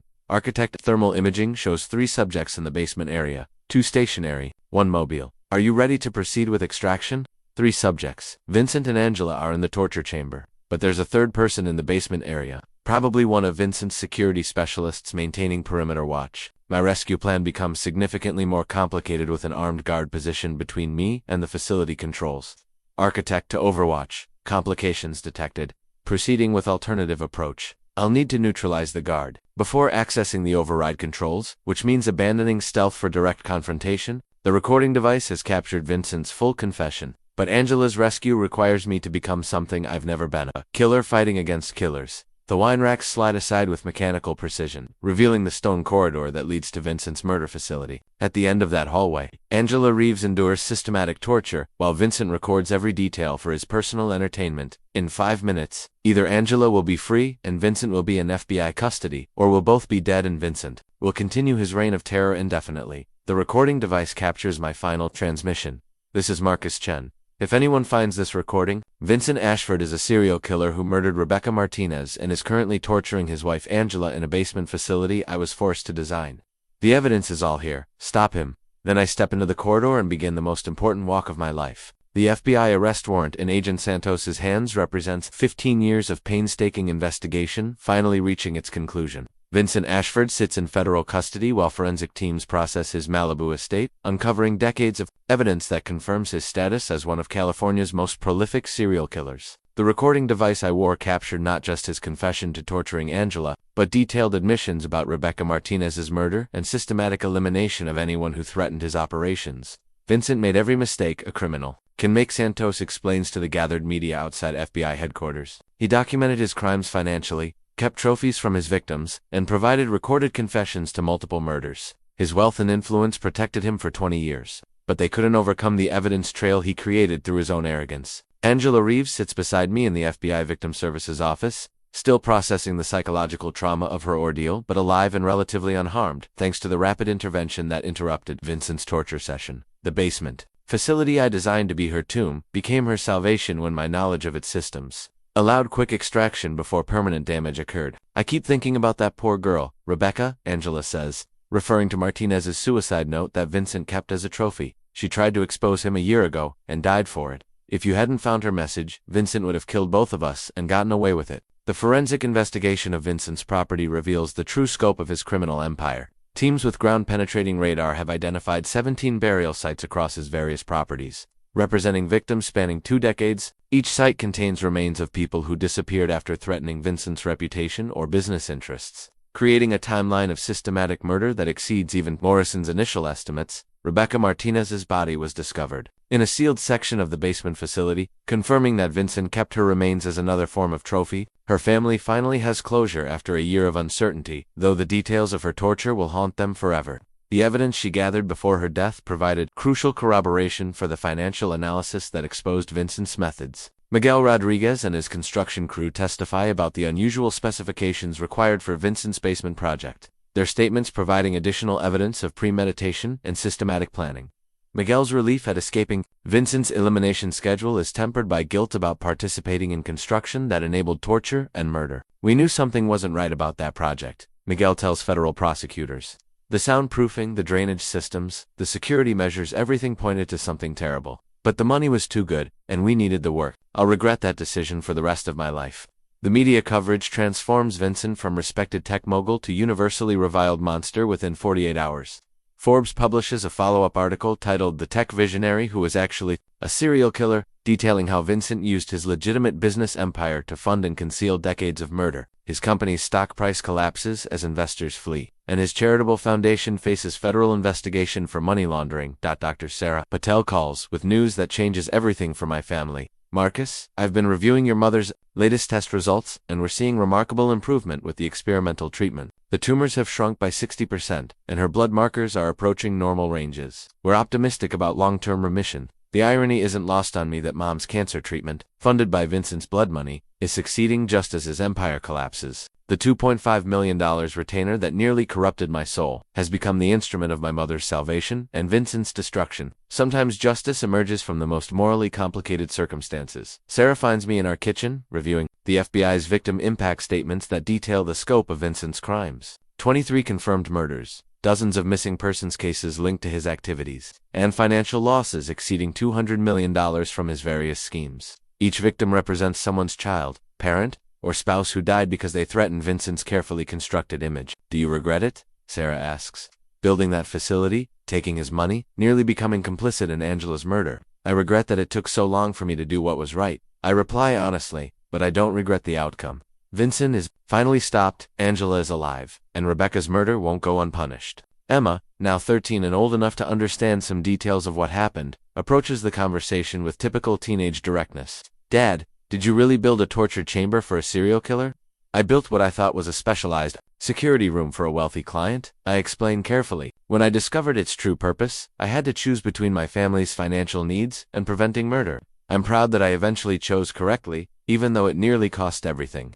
The FBI Victim Services Coordinator calls to inform us that Vincent's assets are being liquidated to provide restitution for victims' families. As someone who nearly became a victim myself, I'm entitled to compensation, but I've requested that my portion be donated to organizations supporting missing persons, investigations, and victim advocacy. Vincent's trial is scheduled for next year. Though his recorded confessions make the outcome inevitable, his legal team is negotiating plea agreements to avoid the death penalty, but federal prosecutors seem determined to seek maximum sentences for each confirmed murder.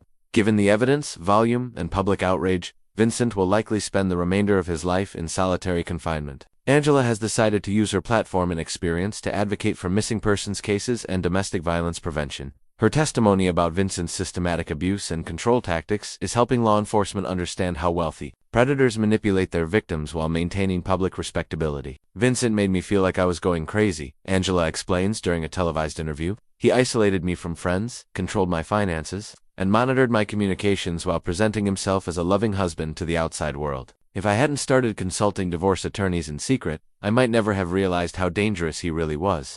Detective Morrison has been hired by the FBI as a consultant specializing in wealthy suspects who use their resources to evade investigation. His analytical methods, which first exposed Vincent's patterns, are being applied to cold cases involving other high-profile individuals with suspicious victim connections. Rich psychopaths like Vincent think their money makes them untouchable, Morrison explains. But wealth also creates paper trails, financial patterns, and documented behaviors that can expose their crimes. The key is having investigators who understand how to analyze luxury lifestyles for evidence of underlying violence. 6 months after Vincent's arrest, I receive a letter from Rebecca Martinez's mother thanking me for ensuring her daughter's death led to justice rather than remaining another unsolved disappearance. The letter includes a photograph of Rebecca at her college graduation, smiling with the optimism of someone who believed in using her intelligence to make the world safer. Rebecca always wanted to help people who couldn't help themselves, her mother writes. Knowing that her investigation ultimately stopped Vincent from killing others gives meaning to her death.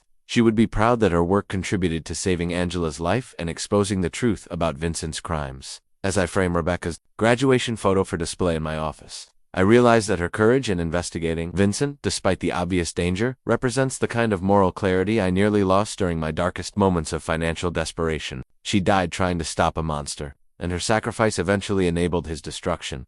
Vincent Ashford built an empire on murder, manipulation, and the systematic exploitation of wealth's protective power. But he made one crucial mistake. He underestimated the determination of people willing to risk everything to expose evil and protect the innocent. Justice, when it finally arrives, is swift and absolute. Vincent's reign of terror is over. His victims can rest in peace, and his name will be remembered only as a cautionary tale about the corrupting influence of unchecked power and wealth. The Victim Memorial Fund certificate hangs on my office wall next to Rebecca Martinez's graduation photo, a constant reminder that redemption requires more than just surviving moral crisis. It demands active commitment to preventing future tragedies. The Rebecca Martinez Foundation for Missing Persons Advocacy has received $500,000 from Vincent's liquidated assets, money that will fund investigation services for families who can't afford private detectives or legal representation. 2 years have passed since Vincent's arrest, and the foundation has already helped solve 14 missing persons cases using Morrison's analytical methods and cutting-edge forensic technology. Each successful resolution represents someone's child, parent, or spouse returning home safely, creating ripple effects of healing that extend far beyond the immediate families involved. Angela Reeves stops by my office monthly to review foundation activities and plan expansion into other states. Her transformation from traumatized victim to passionate advocate represents the kind of post-traumatic growth that emerges when people channel their suffering into meaningful service. She's become a powerful voice for domestic violence prevention and missing persons awareness, speaking at conferences nationwide about recognizing warning signs of controlling relationships. Vincent taught me that evil often wears expensive suits and charitable masks, Angela says during our latest meeting, but he also taught me that ordinary people can become heroes when they choose courage over comfort. What you did that night, everything to save someone you'd never met. That's the kind of heroism that actually matters. My architectural practice has evolved significantly since Vincent's case brought unwanted notoriety to my work. Instead of designing luxury hideaways for celebrities,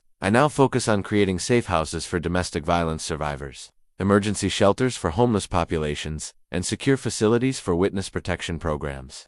The work pays less, than celebrity projects, but it allows me to sleep peacefully knowing my designs protect rather than endanger vulnerable people. Mom's cancer remains in remission. Her oncologist cautiously optimistic about long-term survival prospects. The experimental treatment funded by Vincent's blood money has given her 3 additional years of life so far. Time she's used to volunteer with cancer support groups and spend precious moments with Emma as she navigates high school. The moral complexity of accepting money earned through designing a torture chamber never fully resolves. But Mom's continued existence transforms that guilt into gratitude for unexpected grace. Marcus, I know you struggle with how my treatment was funded, Mom tells me during one of our regular dinner conversations. But I want you to understand something important. Vincent's money didn't save my life. Your courage did.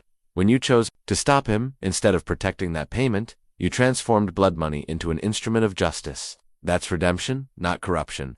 Sarah has returned to full-time animal rescue work, using her experience with trauma rehabilitation to help both creatures and humans recover from systematic abuse. Her insights about recognizing signs of prolonged suffering proved valuable during Vincent's trial, helping prosecutors understand the psychological damage she inflicted on victims before their murders. Emma, now 15, has decided to pursue criminal justice studies with eventual goals of joining the FBI's Missing Persons Unit. Vincent's case taught her that evil often succeeds because good people choose comfort over confrontation, and she's determined to dedicate her life to protecting vulnerable individuals from predators who exploit societal blind spots. Dad, I'm proud of what you did. Emma tells me during a father-daughter hiking trip in the mountains where Vincent once buried his victims. You made a mistake by building that room, but you fixed it by risking everything to stop him. That's what real heroes do. They admit their mistakes and sacrifice everything to make things right. The FBI has offered me consulting positions analyzing architectural evidence in criminal cases, using my expertise to understand how building designs facilitate or prevent various types of crimes. The work feels like appropriate penance for my brief collaboration with evil, allowing me to contribute positively to investigations that protect rather than endanger innocent people. Detective Morrison has become a close friend. Our shared experience with Vincent's case, creating bonds that extend beyond professional collaboration. He's teaching me investigative techniques while I help him understand how architectural analysis can reveal criminal intentions hidden within legitimate construction projects. Vincent was a once-in-a-generation predator, Morrison reflects during one of our regular coffee meetings. Intelligent, wealthy, socially connected, and completely without conscience. People like him succeed because they understand how to exploit normal human assumptions about wealth equating to respectability. Your case shows that stopping such monsters requires ordinary people to make extraordinary sacrifices. Vincent's trial concluded 6 months ago with conviction on 23 counts of first-degree murder, multiple counts of kidnapping and torture, and extensive financial crimes. He received life sentences without possibility of parole, ensuring he'll die in federal prison regardless of any appeals his legal team might file. His recorded confessions made defense impossible, creating legal precedent for using architectural evidence to prove premeditation in murder cases. The basement facility I designed has been filled with concrete and sealed permanently, transforming a chamber of horrors into an unmarked grave for Vincent's criminal ambitions. The wine cellar above has been converted into a meditation space where Angela sometimes visits to process her trauma and remember. Rebecca's courage in trying to expose Vincent's crimes. Vincent's tech empire collapsed entirely, his companies dissolved, and their assets distributed among victim compensation funds. The charitable foundation he used for money laundering and reputation management has been restructured to genuinely serve missing persons advocacy, ensuring that his name becomes associated with justice rather than exploitation, Dr. Patel calls. With Mom's latest test results, clean scans showing no signs of cancer recurrence after 30 months of remission, the experimental treatment has exceeded all expectations, giving my mother a realistic chance of dying from old age rather than disease. Each additional day represents a gift that emerged from moral crisis. Proof that even the darkest situations can generate unexpected blessings. As I review the Foundation's annual report, I'm struck by the statistical impact of Vincent's destruction. 23 confirmed murders prevented from becoming cold cases. 14 missing persons successfully located through improved investigative methods.